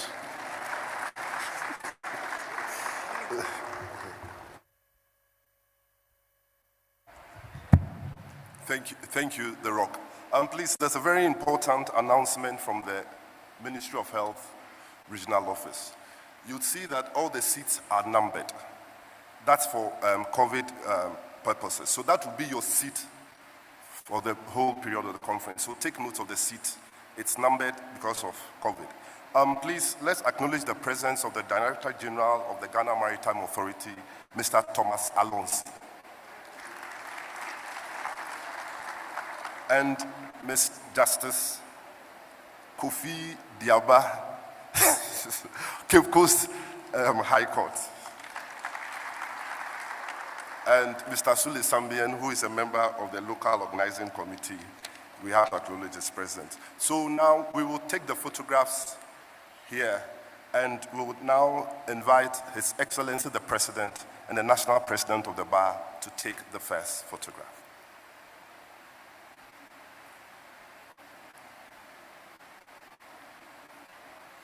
I think Dennis.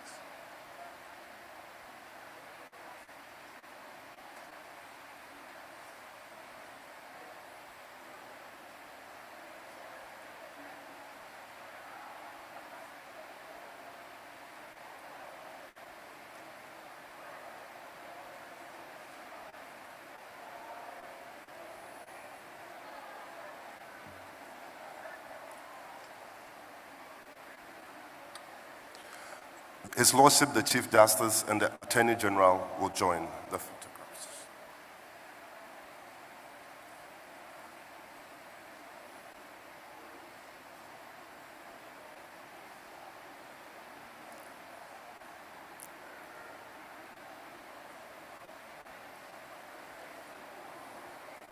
The Regional Minister will join.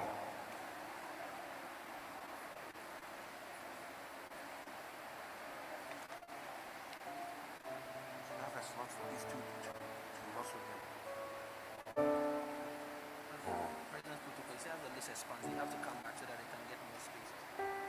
Okay.